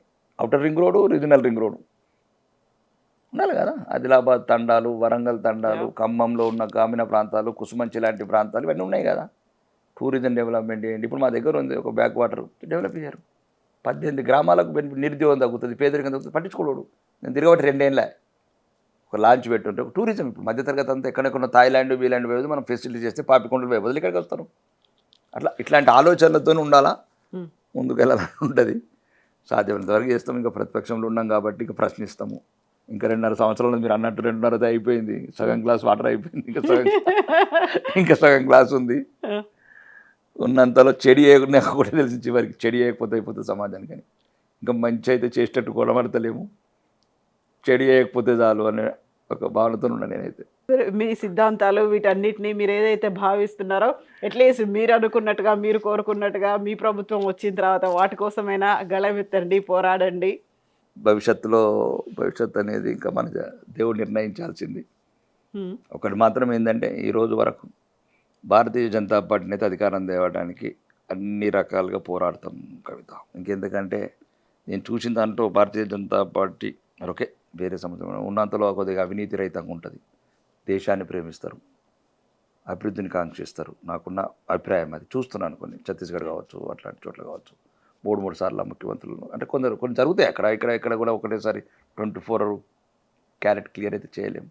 కానీ ఉన్నంతలో ఫిల్టర్ చేయగలుగుతాం. ఉన్నంతలో డబుల్ ఇంజన్ సర్కారు ఇప్పుడు నేను చెప్పిన బుల్లెట్ ట్రైన్లు కావచ్చు, ఇంకొక ఎయిర్పోర్ట్ కావచ్చు, తెలంగాణ గ్రామీణ ప్రాంతాలలో కొద్దిగా మౌలిక వసతులు కావచ్చు, రైతాంగానికి కావాల్సినవి, మహిళలకు కావాల్సినవి, విద్యార్థులకు కావాల్సినవి. విద్యార్థుల పట్ల నాకు తెలంగాణకు మాత్రం ఫస్ట్ కన్సెన్స్ ఉండాలంటాను నేను నా వ్యక్తిగత అభిప్రాయం. ఎందుకంటే ఆ పిల్లలు ఫ్యూచర్ సిటీ గురించి రావలేదు, వాళ్ళు ఉద్యోగాలు వస్తాయని చచ్చారు. రైతు బంధు వస్తే రాకేష్ రెడ్డికి వస్తుంది కానీ వాళ్ళకి రాదు. కొంతమంది చాలామంది పిల్లలు భూమి లేనిలో చచ్చారు. కాబట్టి అట్లాంటి ఏదైతే కోరుకున్నారో ఉద్యోగాలు, ఇట్లా కొద్దిగా గ్రామీణ ప్రాంతాలలో మౌలిక వసతులు, రైతులకు ఇట్లాంటి రోడ్ల మీద పడి కన్నీరు కారకుండా మేము మీకు అన్నం పెడుతున్నాం, మాకు మందు పోయిన అనే రైతుల బాధలు ఉండకూడదు, ప్రయత్నం చేయాలని అంటున్నాను ఆ వైపున. చేసండి. Thank you so much. Best wishes to you. Thank you. ధన్యవాదాలు. Thank you.